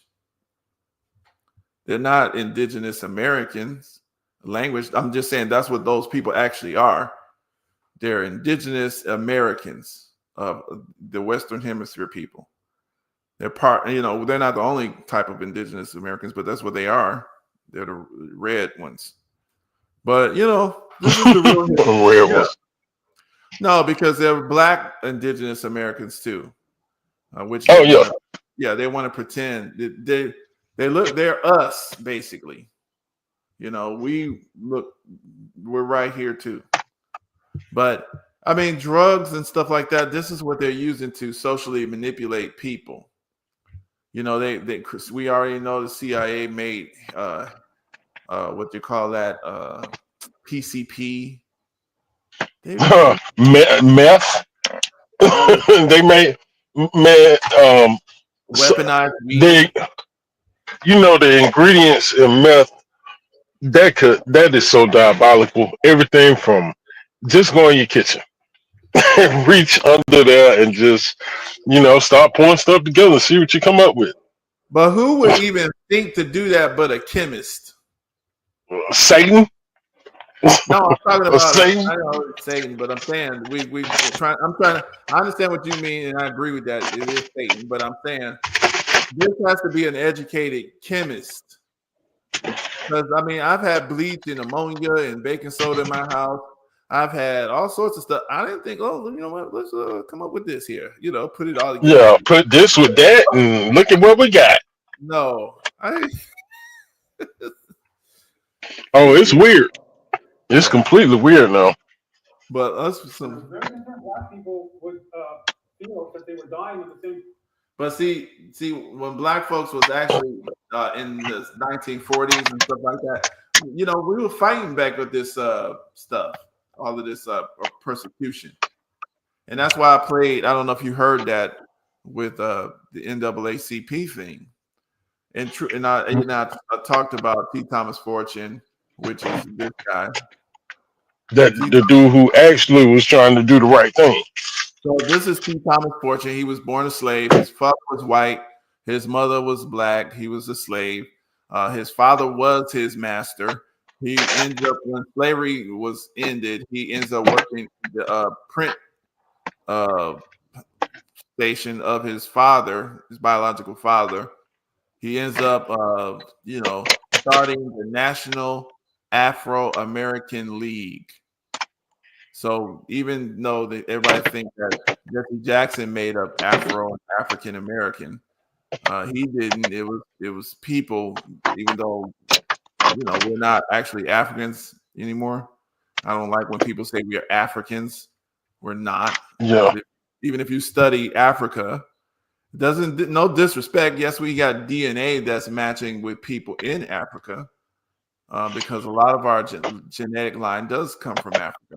But that don't make us Africans. You can't be African because you don't know where to go. Plus, Africa is not a country. So where you going? We're from a continent. You just hop up anywhere on there? No, that's not how that works. Yeah, nah. Plus, even when you do the real history, you look at the evidence, the people on Africa, the ancestors on Africa, way back in 2000, way back with the Greeks and way back with the Romans. If you look up the Punic Wars, it's called the Punic Wars, like punishment, Punic War. The black Africans were fighting Rome so that they wouldn't be called Africa. So I don't know how they want to call it. Yeah, because didn't the name Africa come from a Roman general? Well, they say, no, let's be fair. Yeah, so what they did is the same thing with the Americas, Amerigo Vespucci. And keep in mind, these are both Romans or Latin, Italians. Italy is Rome. Okay, so people don't know. So the same Italy that Hannibal rolled up in and changed their bloodline forever. No, that's Rome. He was fighting Rome. Yeah, so that's what I'm saying. But I'm just talking about as far as the country. We gave them their dark hair. There's a lot of history there. It's a lot of history there. But the thing is, but the point is, the African, what's called Africa now, they say that once this Roman general ends up destroying what at that time people are calling Carthage, which is North Africa today, we would call Tunisia, Libya, Algeria, all these type of things. Once he ends up winning over that, they burn Carthage up. They change the history and lie to everybody about what actually happened. They say that the royal family was begging for their lives and he still killed them, and they were crying, begging not to be killed. And they just lied in all of their stuff. It's just not believable. But anyway, once they win, they say they take on the name of a tribe there. So this man called himself they called himself Africanus, something Africanus. And then they say he decided to name the whole continent this. So they're saying, oh no, there's a real Afri is a tribe there in Africa, and they named the whole place after this tribe. But we don't know what that tribe is. Maybe that tribe helped the Romans. Maybe they were a sellout tribe. We don't know. Why do you want to be named after them? You want to be named after the people who beat you. That's a signal of your defeat, of your subjugation. You should want to be called after some indigenous thing that it was prior to that. That's what I would say. But Yeah. even in the Americas, they're saying that America is actually the words of a South American tribe. People have found that. You know, I've heard that instead of Amerigo Vespucci, it might be named after some feathered snake wing god in Central America. What is it? Amaruk? Yeah, America. But it was they say it was in like I think Peru. I believe that's what that was from. Yeah. They say this is what this being said, which I believe, because that's what they do. They go explore the area, they find something, and they put that on themselves, and then they'll name everything after that and say that, they decided it though. They made that decision. You know what I mean? Yeah. Because after they got the right to name you, which means that you're like their pet. If you keep wearing their name, it's almost like you're their pet. But anyway, because slave. That's why you had the situation in Roots. What's your name? Oh, so it's Kunta Kinte. No, it's not. It's Toby. Yeah, you better say what I tell you are. So I define you, I rule you, because I control you. But anyway, I want to go through that. So so I went over some of that with. This is what it was. T. Thomas Fortune, National Afro-American League. That's what he made. They let that die out. They helped to make it stop the donations going to it, so he couldn't raise money when he went to fight these legal cases for Black people. He ends up going broke with his movement, but then they brought in W.E.B. Du Bois, who was, he was cool with white people and a lot of points of his time. That doesn't mean everything W.E.B. Du Bois did was bad, but it means I criticize people in a respectable manner. Why? Because W.E.B. Du Bois, he did a lot of good things, which is documenting the histories, and he changed it. Like, for example, later in life, he realized we can't really get what we want by voting for these people, and he would actually tell people, this is why I don't vote. And he told you why. He said the integration of the schools was bad. So there's some good stuff that he said, but a lot of stuff that he did I didn't agree with, because he didn't, he thought that the integration thing, sometimes he was, I didn't like some of the stuff that W.E.B. Du Bois did. And he set up with this Niagara movement thing. Him and some other people, they got with the Jewish folks at that time, and they thought they was going to come up with this NAACP thing, which was not controlled by Black people anymore.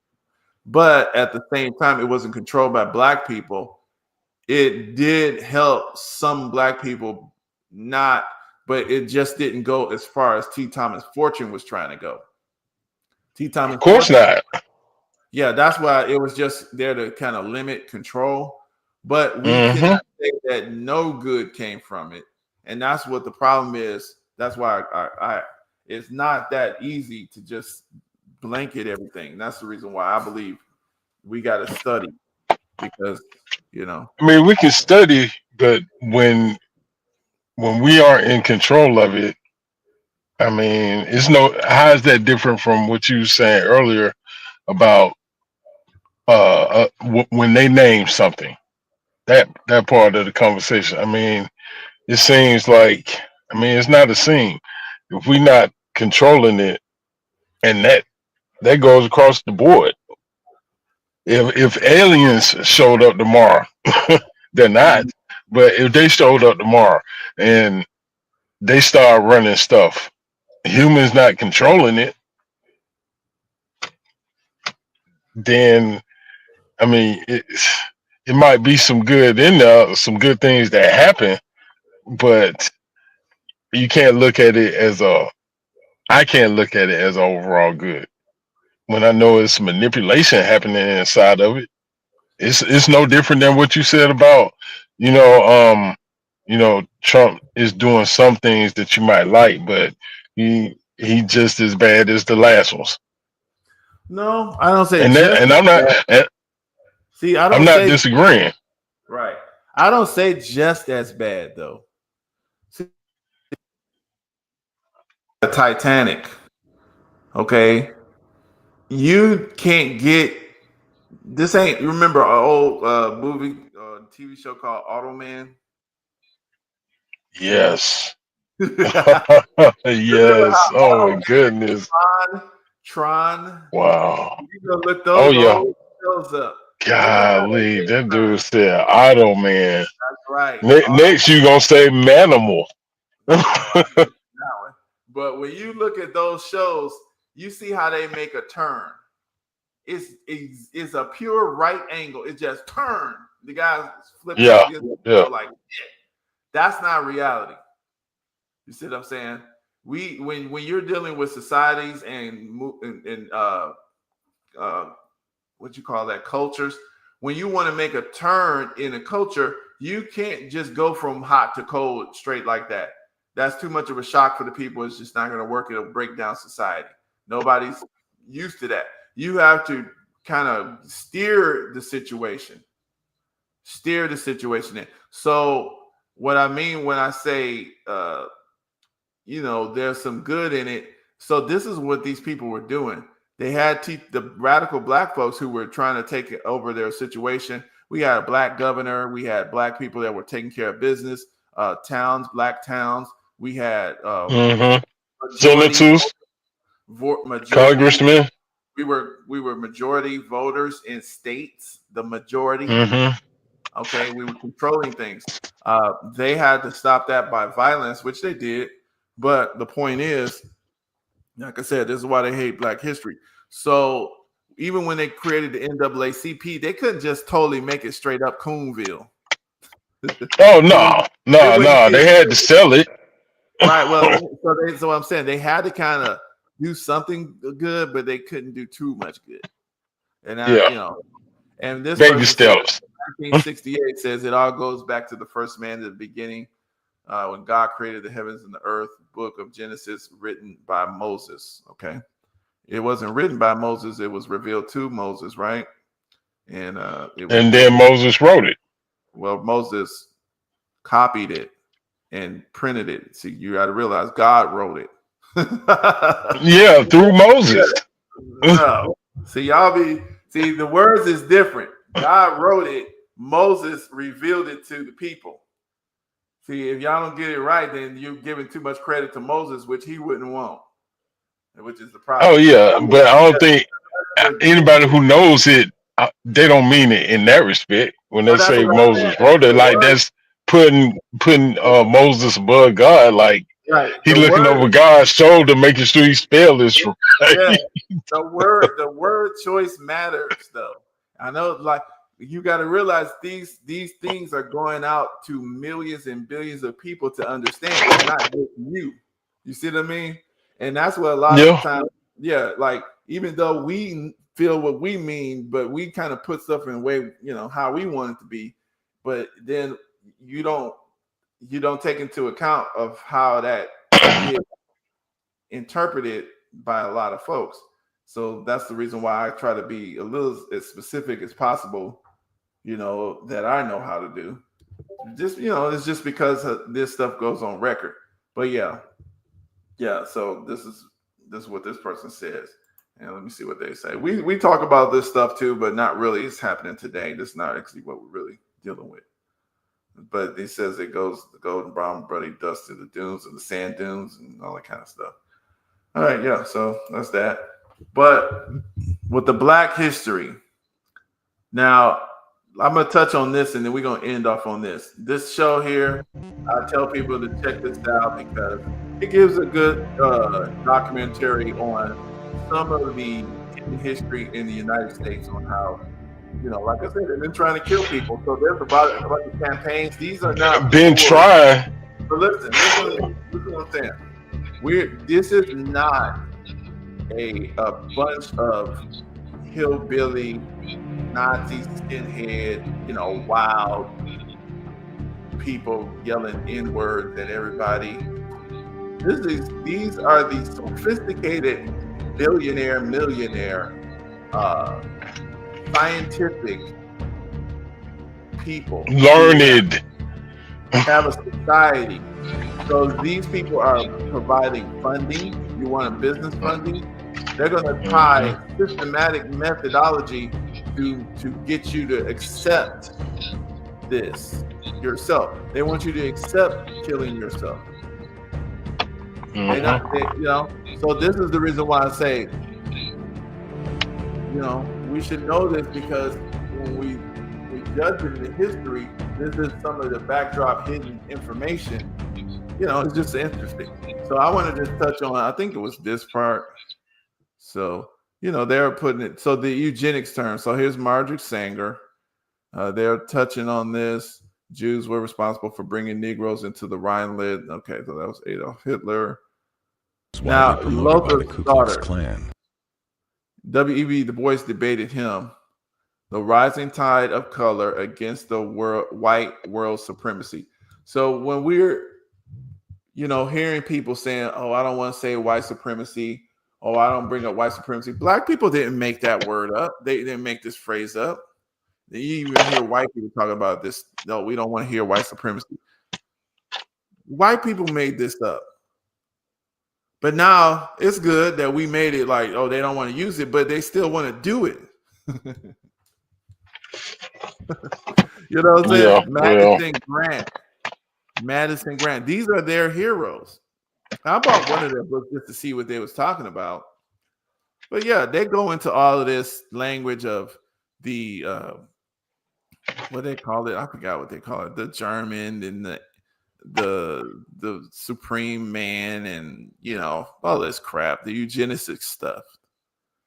I mean, we should know about it because they believe in this stuff. Hillary Clinton's, Bill Gates' mother and father was into this.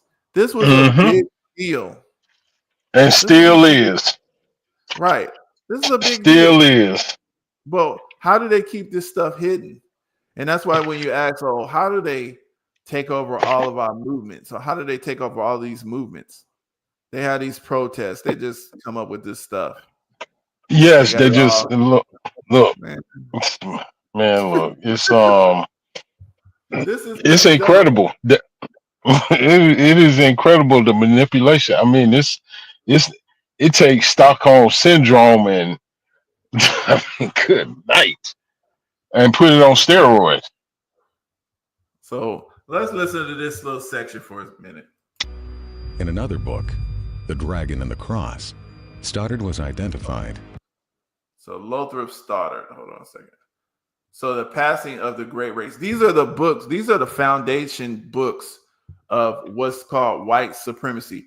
All your real white supremacists, they read and know about this stuff.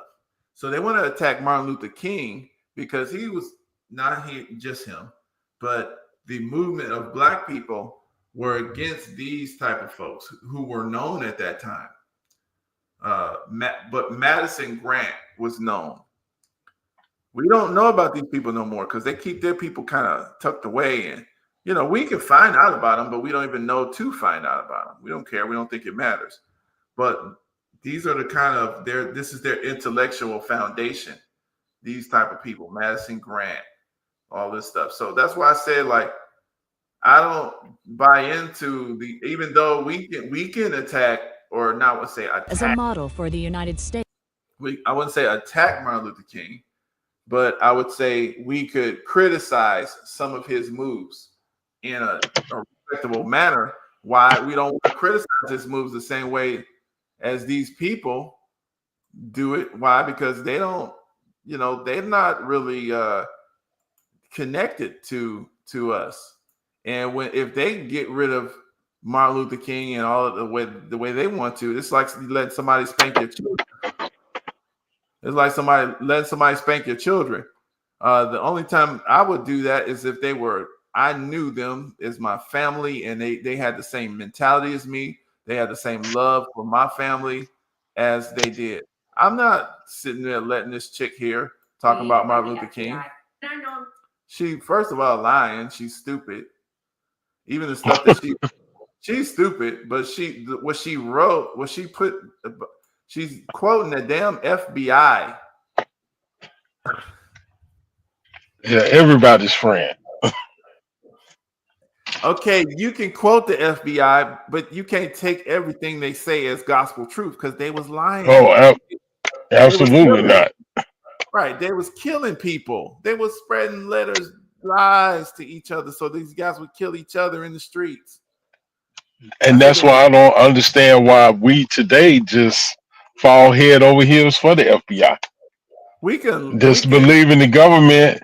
During the last administration and some during this administration too, but the last one, they buying it all. And I'm like, good night. Right. There's no way you can know about COINTELPRO and not think that that operation has stopped. Right. So let me look. I'm trying to find this one other one. I showed it a little earlier, but these people are all over. They're all. Go ahead. I was just gonna say that Ma'afa though. I mean, they didn't even speak on King. Maybe they didn't know, about the award that he got from Margaret Sanger when they made the movie, or maybe they chose not to include it. I don't know. But either way, the things they go into, the detail they go into in that movie is astounding for all the wrong reasons. I mean, as early as 2009, Hillary Clinton was praising Margaret Sanger, and she did 40-some years. At that point, probably more. Now look at that. But oh my God, this woman here. Oh my God, you found it. Nah, this is not the one. I don't want to get off into something different. I'm just trying to. Okay, I don't want to keep going too far because we can actually keep doing this, but I don't want to.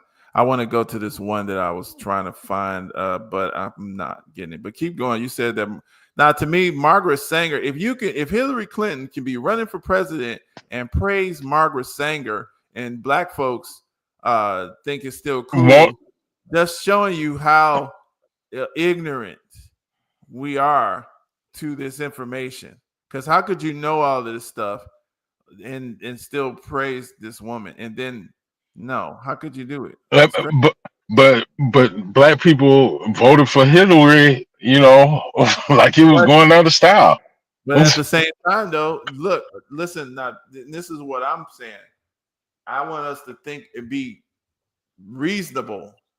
Number one, are people as subjected to the education of these eugenicists?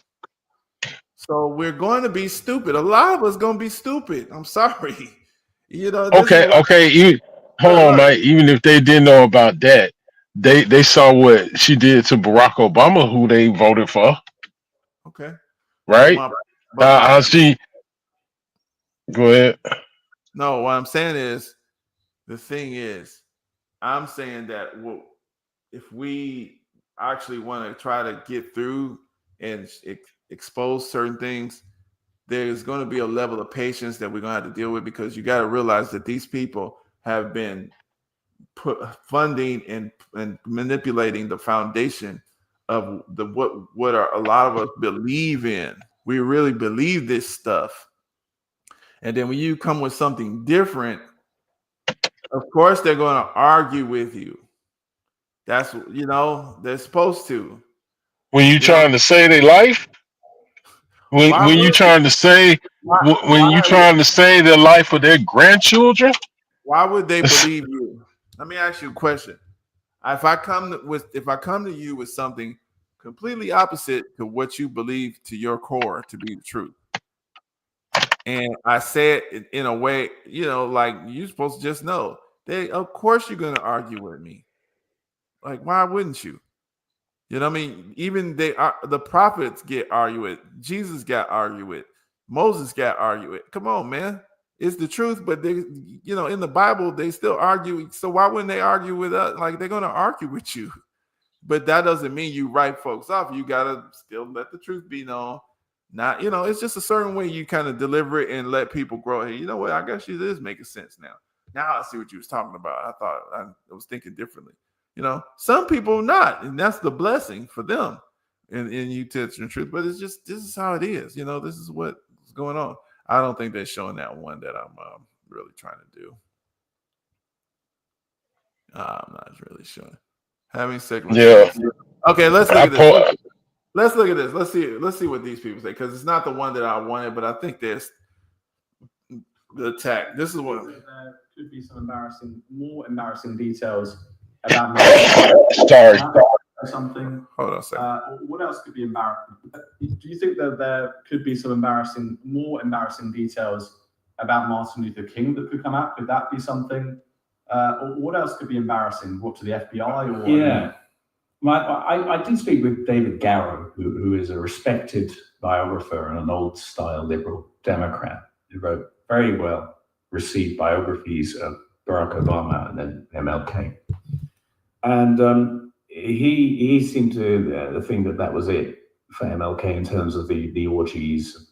Obviously, man was a bit of a hypocrite. I mean, that as feet of clay, I don't think that's a bad thing for people to know that. I think having secular saints is a very bad idea in the liberal democracy. We're meant to be judging people on things like competence and values rather than religious virtue, which is something else entirely.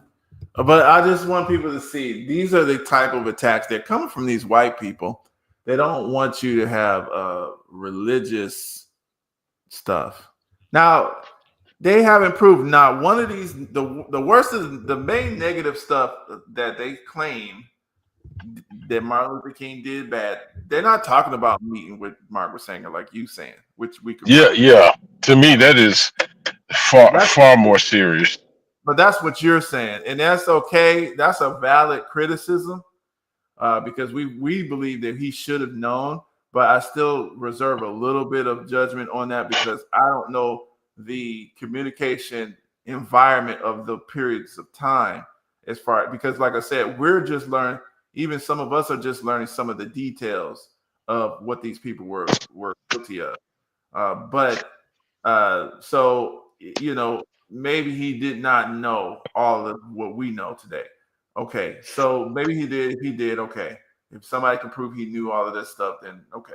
But the point is, what I'm saying is, these people are not attacking that. They're attacking Martin Luther King based on what we would consider probably some of the beneficial things that he was religious, meaning he was a Bible believer. Now people want to counter that and say, oh, he was a communist. Okay, that doesn't mean nothing to me because a lot of people don't know what communist is. But you know, because capitalist is Elon Musk. So what are you talking about? That is not automatically meaning somebody is evil or something.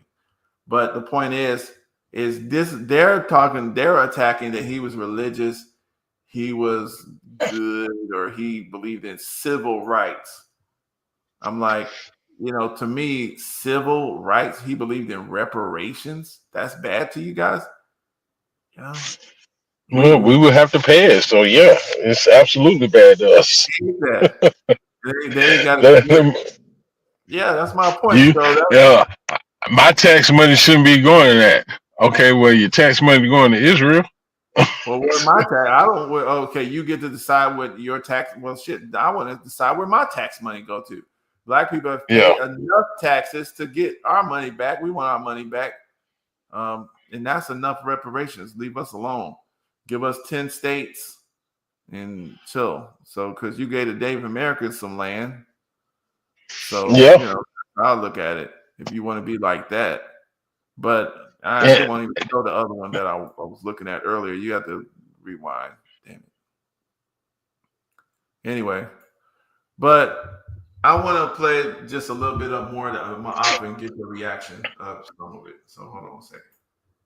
Let's get a little bit more of this one going. And I think everybody should get this. The leader of the German nation, Adolf Hitler, has been able to construct a comprehensive racial policy of population development and improvement. The difference between the Jew and the Aryan is as unsurmountable as that between black and white.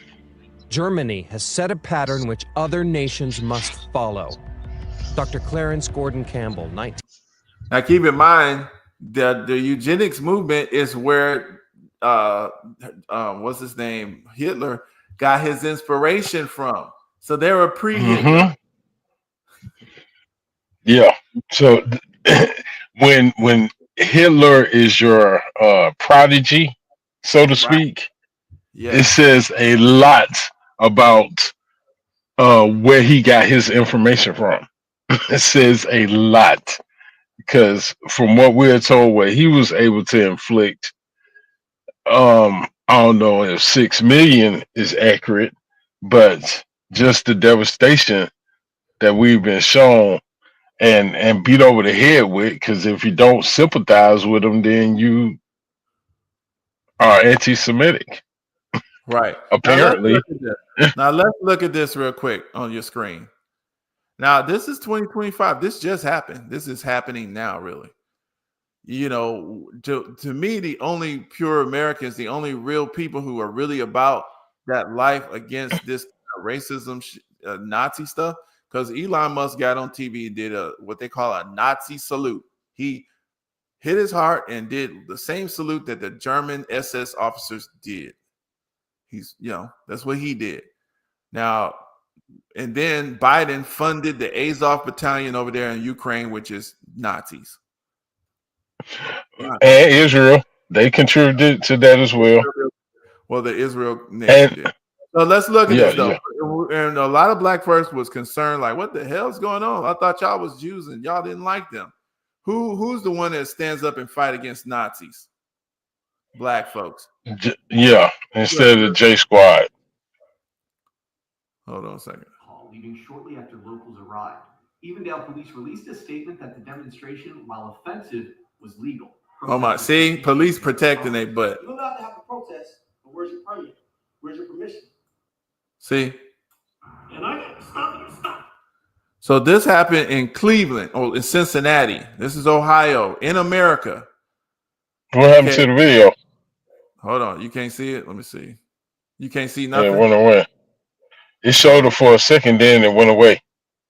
Hold on a second then. Okay, hold on a second. Okay, hold on a second. Let me see if I. All right, let me try to get this right so y'all can see it correctly. Hold on.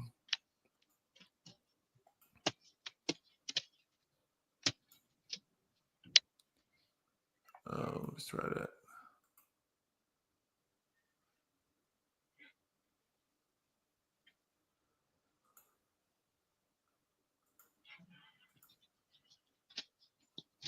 Can you see anything there? Okay, you can see this video. Okay, I see it. Yeah. Make it big. I'm trying to make it big, but it won't do it on Instagram. That's one thing I don't like about Instagram. All right, let me just play this small one just so y'all can see. Hold on. And I got to stop trying. And somebody call me the N-word. Eric Ruffin stared down a group of people holding Nazi flags and guns just a few hundred feet from his business.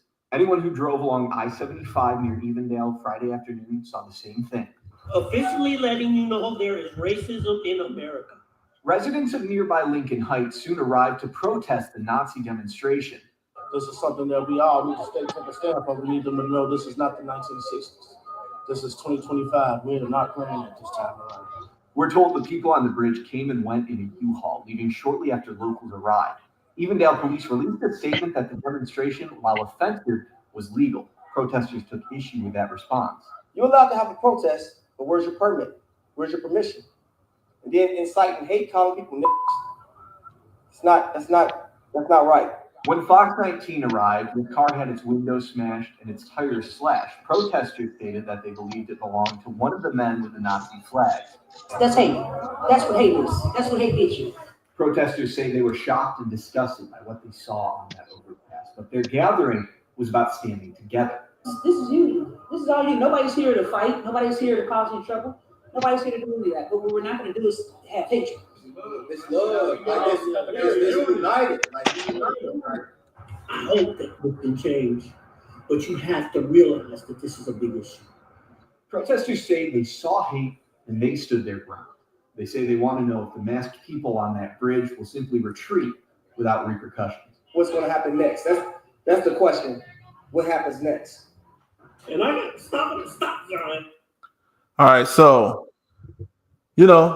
they say that black folks don't stick together. They say all this negative stuff about black people. Why are they doing that? Why do they always want to undermine the stuff that we do to try to develop and repair our people and to try to get us to stand up? Because they know they some freaking cowards. They got to show up in masks. They thought they was the SHIT because Trump was in office and they had some damn shotguns and some AKs or whatever the hell they had. And they thought they could run around like it was KKK time and terrorize black people. And then when black people start coming up like, what's happening? What's up? Nazis? Where you at? What happens? The police came there to protect the Nazi. Oh, well, it was a legal protest. Huh? No permit, nothing? Where's the tanks at? You know what happened when we do something? Where the MRAPs? You see, so it's a difference when they can commandeer the protests and they start getting they people in control to try to limit what we do. But when the enemy, which I call the enemy, comes, they don't stop them. They protect them from who? Us. And then they get, oh, shit, the niggas done actually go, oh my God, we got to stop this now. They ran away. Why would they run away? When the people come out. The people come out when the black folks, you don't come in our spot, right? This is our territory. We're going to come out. Yeah. So this was 2 days ago in Cincinnati. So do you think there would have been as much media coverage if we would not have come out? Well, yeah, they would have sat there and let the NAACP come out, let National Urban League. But some real street regular folks came out. They sitting up there in this corner calling people N-words. The police was sat there and protected they, but that ain't how it go.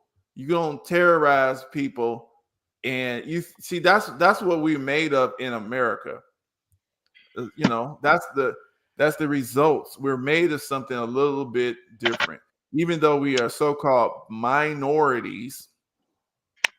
But we have populations where we are the majority, and these folks think that they could just run roughshod. If it was all said and done, they want their little so-called race war thing.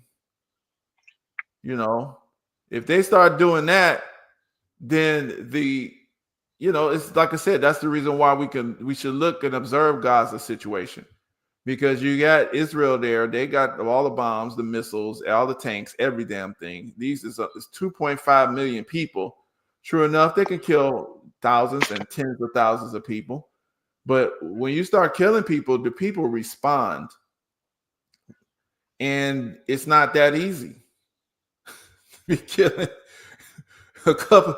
It's not once people realize what's going on, but we can't get some of these people to realize what's in my offer. The pain it makes them realize. And that's the reason why I say that Donald Trump is good for what we're doing. It's good because it's like we really don't see this. We don't see it. We think we included in all this stuff. A lot of us think that. It's just not the situation. But anyway, I'm going to play one more part. I'm going to let you have the last response on it. And then we're about to get out of here because it's time for me to. 35. President You Eugenics go to another Research. part. This is my alpha. We should look at it. It's an old documentary. Let's see. This is the one. But it is rich in information. Yeah, they come Like I had no idea that Planned Parenthood was called that in 1942. Yeah, they changed. 1942. Yeah. That's before civil rights. Oh my goodness. But there was a lot of stuff going on in the 40s because that was the World War II. Remember? Remember the drugs? That's why. Oh yeah, yeah. See? Yeah, one of the things they go into in the movie, they talk about how they were doing this eugenics movement because we were having all these children, and we understood then that, you know, in order to manipulate the system to our advantage, even without having the most education or none of that, we knew if we had more of us that we would be able to change things. But the thing is, we were actually more educated at that time than we are now as a group. Just so you know, the black folks were more educated at that time. And when I say educated, but they were educated in independently black thinking, not coon educated. Yeah, indoctrinated. But some of them was coon educated, but you know, so there were a lot of others that weren't, that went to school and came back and did in their community, because we also had a stronger community then, regardless of, and it's not regardless in the sense that we don't care about what happened, but regardless of the possibility of going to the store and not coming back because you've been snatched up by some idiots and hoods. Right. But everybody come here and make sure you guys hold on one second. Everybody make sure this is a show why they hate black history. This, you know, why do they hate black history? I think I need to edit myself there.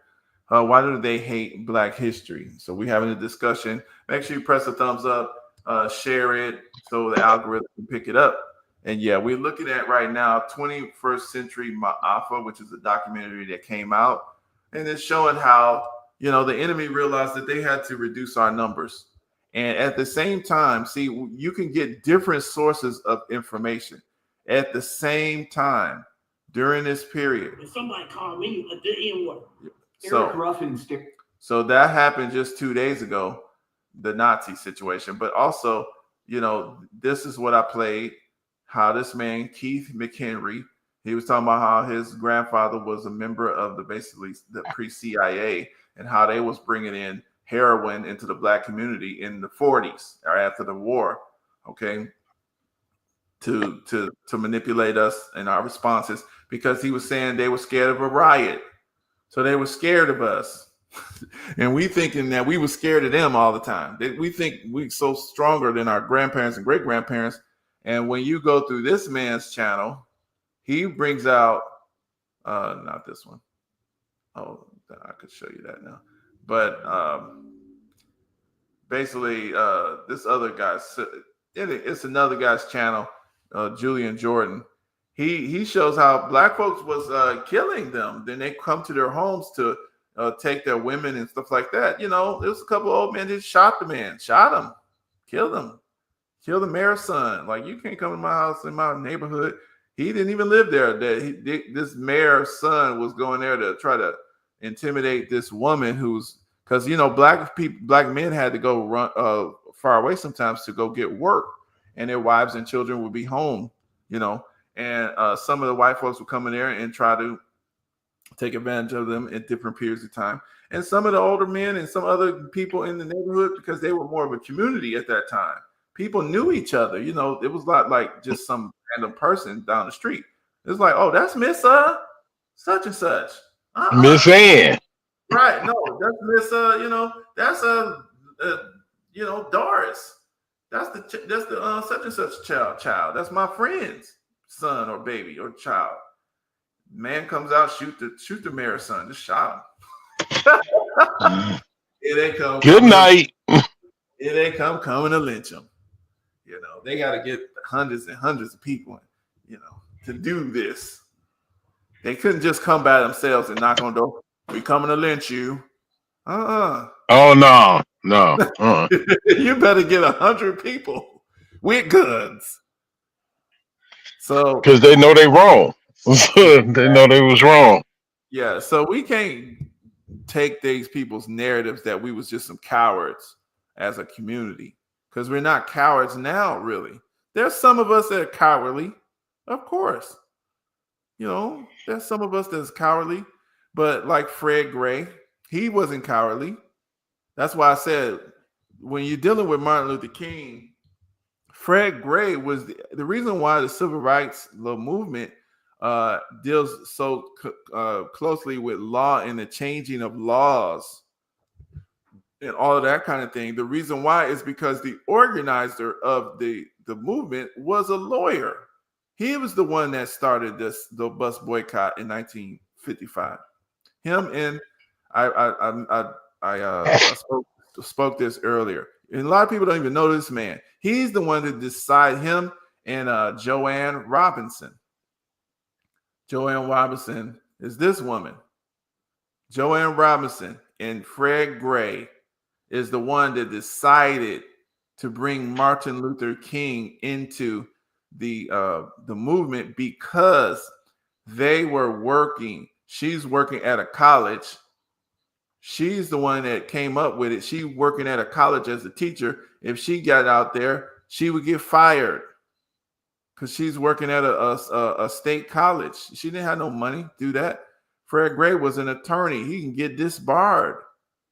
They got Martin Luther King to be the front of the movement because he was a preacher and he had the communication style, and he was willing to take the public arrows and the brunt of all of the stuff and be the face of the movement. So that way it protected these organizing people who was actually directing the movement. You see what I'm saying? So that's why I'm saying, like, when you attack Martin Luther King in that way, you trying to undermine all of this. And a lot of us don't even know what the hell was really going on. Not saying that Martin Luther King is perfect, and there's stuff that we can say, but we got to kind of, I'm just saying, we need to know what we're saying. We should do it with respect, because these people did sacrifice, because even if they were wrong here or there, most of what they did publicly, they truly put their life on the line. They truly believed it was better for us to try. And even Hey, Mike, I got a question for you. Mm-hmm. So we don't know what was in that letter that Coretta read, where she accepted the award for him from Margaret Sanger and her organization. Since we don't know, yeah, you know what? It's this going back quite a few years, but there was always a lot of discussion about the papers that were left, especially after Coretta died. Well, even before she passed. But it's a lot of information that the family isn't releasing. Okay. And I don't know if you can do a Freedom of Information Act, to Planned Parenthood. They probably have it. Right. I would think.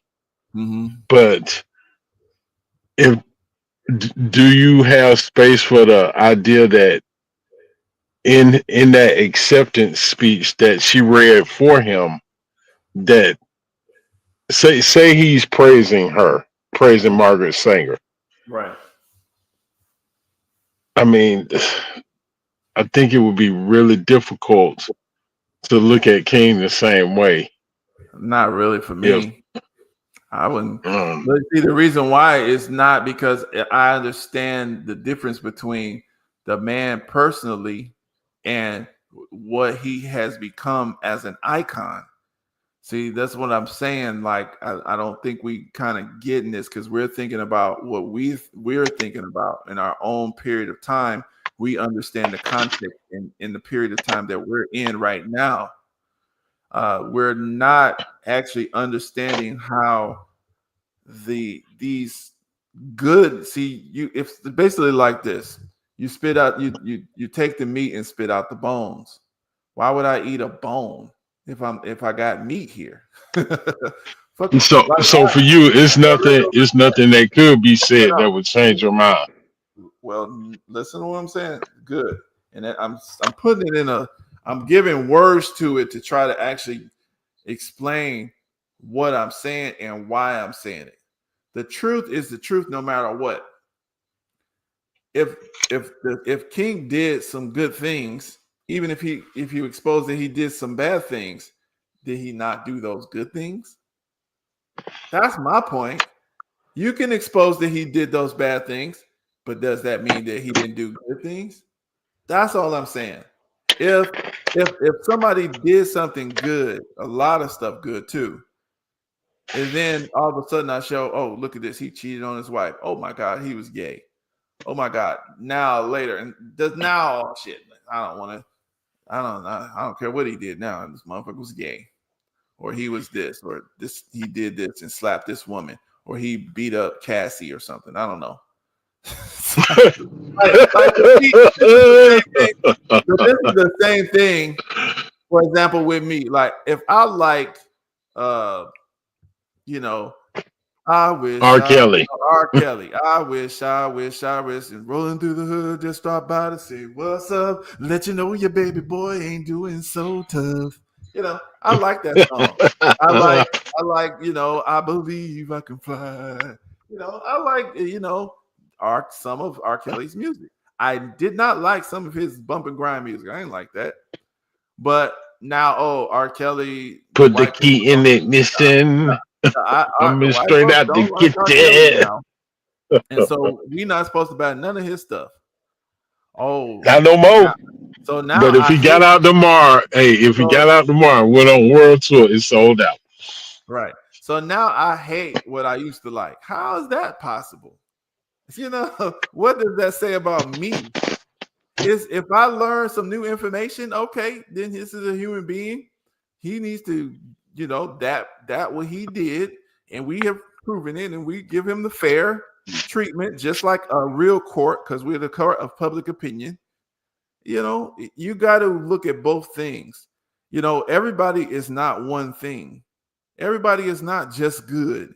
See, so that means to me, you're being hypocritical, like Malcolm X said. Like, if I'm going to reward truth, I have to be able to deal with truth. Doesn't mean you didn't do something good. It just means that you did this thing that was bad. That's it. So this is the reason why it doesn't change. This is why I'm going to still defend the defensible part, because I already know there's something that could be exposed by any human being that's bad. I already know this before I even hear it. So that's why it doesn't change things like that to me, because I already expect, okay, you got some proof that he did something bad. Okay. Oh man, that's bad. And I'm going to say that's bad. And even like with Trump, that's the reason why I don't go head over heels for nobody. I say, this is good. I agree with this policy. I like this policy. I think he is the best person available for the spot, just like RFK. People exposing some bad stuff about RFK.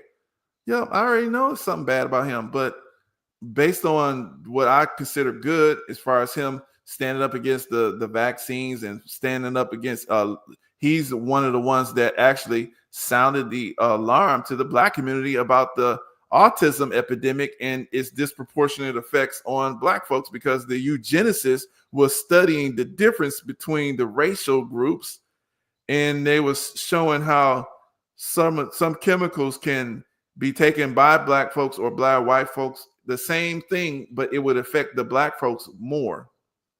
So they were looking at, you can look that stuff up, but they were trying to come up with racially specific stuff that would affect just like this race or that, you know what I mean? That's what they were trying to do. And so that's what I'm saying. Like, that's how I look at the world. So it doesn't surprise me when I hear something bad, because I'd rather believe the truth than just falsehood. Now, am I going to look for something negative on this person? If I have no reason, like, why would we poison the atmosphere with that? That's like, oh, me showing porn of you, like, it doesn't matter. Like, of course you do what you do with your wife. Why do we have to see that? We don't need to know that. Well, it's the truth. Well, damn, I don't want to know that. It doesn't matter. Yeah, hey, look, and notice, I haven't really said anything about any of that. I'm not surprised at any of that. you know, just from what I've seen growing up and attending church and going to church conferences. So, and even at my own home church that I grew up in, our preacher, because in the AME church, they move preachers around. They do it in Catholicism too, but that's neither here nor there. That's just something that I recognize right then. But our preacher at the time, and I want to say he had been there at least double-digit years. He had an affair inside the church with one of the parishioners. That's right. So Ended up marrying her, and she was married, and they all lived on the same street. see, so I mean, because people, this is what we're dealing with. It happens in every organization. There's people that work real close together. They, you know, they get weak and they pop. They do something. It's never, but that doesn't mean they do something. But that doesn't mean we believe it just because somebody said that's outside, because their intent on exposing this information is to destroy your good works. You see what I'm saying? And that's my point. Why would I fall for that when I know this thing that you did here? Okay. So you mean to tell me that this is because we found out that he met with Planned Parenthood? This is wrong what he said here? God has a way of standing before the nations with judgment, and it seems that I can hear God saying to America, you are too arrogant. If you don't change your ways, I will rise up and break the backbone of your power, and I'll place it in the hands of a nation that doesn't even know my name. So you saying that because you found out, or somebody found out something bad about Martin Luther King, that he's lying right now because he said America's too arrogant. You don't want to do right by these black folks, then God will break the back of your power and place it in the hands of these people that you're being evil to.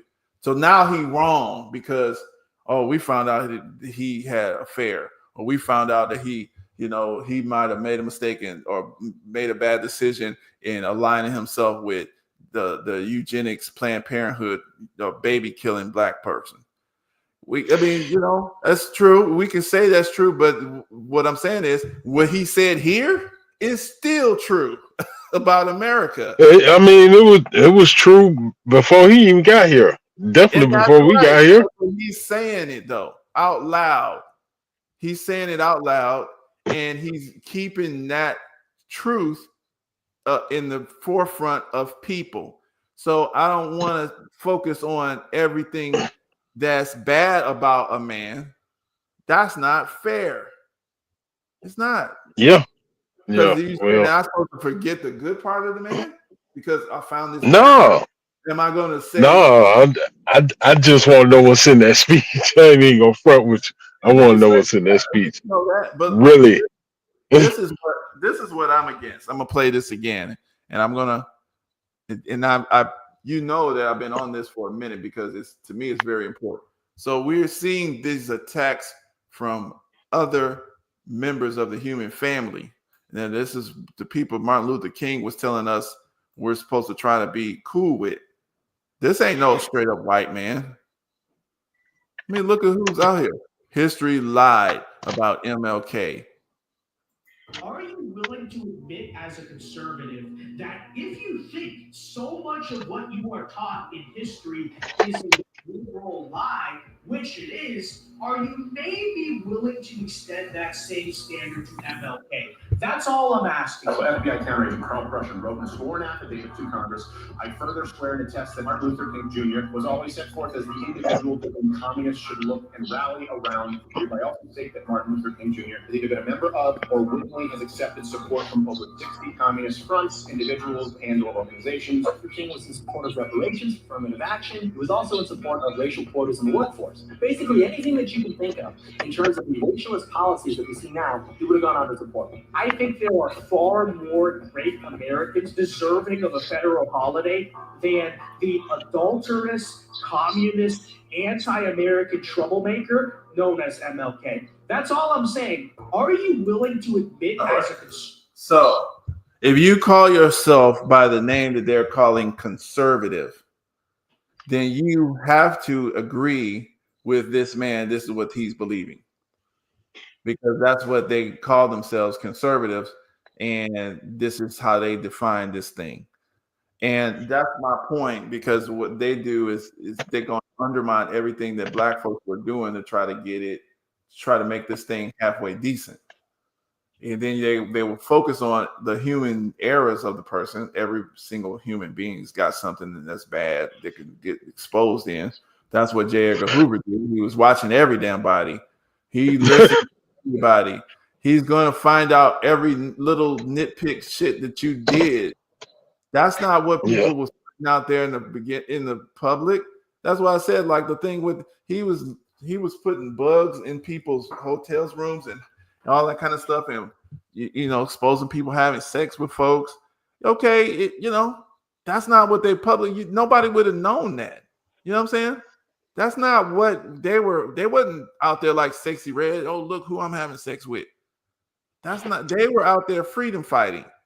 Okay, in their personal life, they sat up there, they cheated with somebody, they did something hypocritical. They wasn't putting that out there like that. So that's FBI little public manipulation crap. And, I don't fall for that. So that's what I'm saying. Like, I'm not going for that, So if I'm going to criticize them, it's going to be truth. If it's something exposed, doesn't mean that the good part is erased, because that's not really, to me, valid. But to me, what they were buried in the we're considered.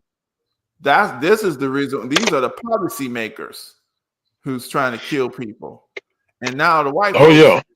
And all the white folks, they got their birth rates messed up because they thought they was gonna kill us, and it's taking them out. See, that's what I'm saying. But you know what? One of the other things they revealed in Ma'afa 21 is that they had way more abortions in their community than ours before it was made legal. Once it became legal, then it completely flipped. Right. Because they were actually doing some of the negative stuff that they was accusing us of doing in far more numbers, and they still do it all the time. Just like it was more truth, even though black folks was doing that nasty stuff too. We was out here, messing with young kids, like the babysitter come over, you messing with her, have a kid, and had to send her out of town. The little young boy comes over to the little farm and have a baby with the mom, or marry somebody, or and then you got to send him and the baby out of town because you didn't want the man to come back and kill everybody. So it was all kinds of shit going on, and that's why it's a lot of secrets in black people's families. The old people don't want to tell you this, they don't want to tell you that. They think and then you go take your DNA test and you find all sorts of relatives. Shit, Find out your uncle is your daddy. Yeah, all kind of stuff. All kind of stuff going on. So, these are the underbelly of societies. It's been going on. It's going to go on. It really has nothing to do directly with the good part of the freedom struggles. And, I don't fall for that stuff. I just don't. Because I know that this is what these folks was manipulating. And I'm going to play this last clip. This is racially genetic in origin. This is William Shockley. He was Bill Gates' teacher. Okay, probably, I just say the reason why he's Bill Gates' teacher, because he's a professor over at Stanford University, which is in San Mateo, California, which is a very rich area of the Bay Area. And he taught a lot of the Silicon Valley people. And he was an absolute racist. And he was a scientist, a transist. He's credited with inventing the transistor, which I don't believe it, but anyway, he was a very much of a eugenicist. He had a debate with Francis Cress Welsing, who is our ancestor, who was super smart and kicked his little stinking butt. This is another thing we should watch. This was in 1974. He, had this crap that he was saying. I can't play the whole thing, but the point is, you can watch this. It's on YouTube. Tony Brown.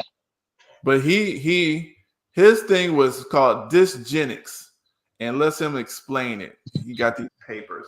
So this is what he wanted to explain. This is how they think. Okay,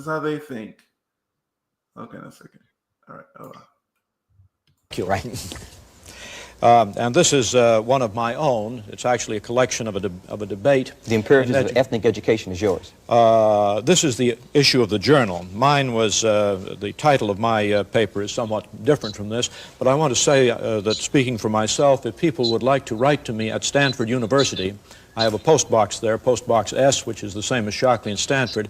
I will try to supply more information, and I'm sure Dr. Welsing will say what she can do about telling people how to reach her pamphlet. Okay. But now let me say this chart that I held up a moment ago is very important in respect to this question of why I think there may be what proves a basic difference. But I'm going to say that if there were not a basic difference in intellectual capacity in the past, there probably will be a basic difference between black and white intellectual capacity in the future, simply because of the reproduction patterns.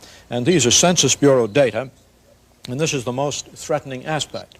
And what it indicates is that for the black women of the lowest intellectual social class, which are rural farm women, generally the education is least, the average number of children is 5.4.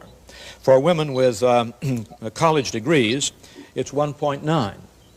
And so this is definitely unfavorable. It is reproducing far more at the bottom end and not enough to keep even at the top end. Dr. Shockley, can for you whites, explain? let me just finish this. For whites, the numbers are also in this direction, but nowhere nearly as severe.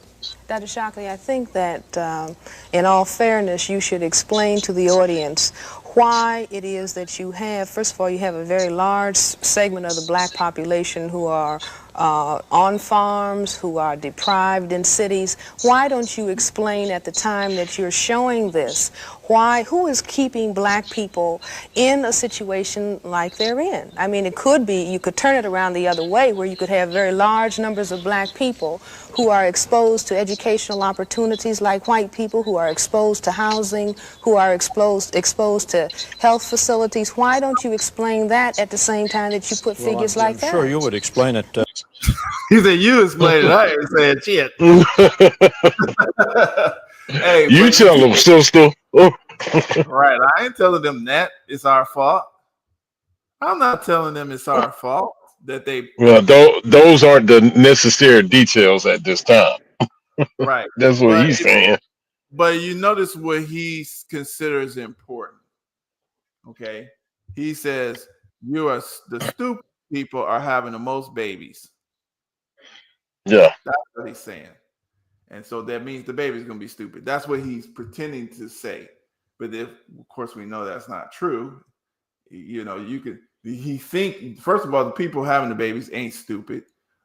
Then even if you do have crackhead or stupid mothers and parents, if they have several kids, it'd be like one or two of them children that goes out and be the first one in college and doing some good stuff or whatever.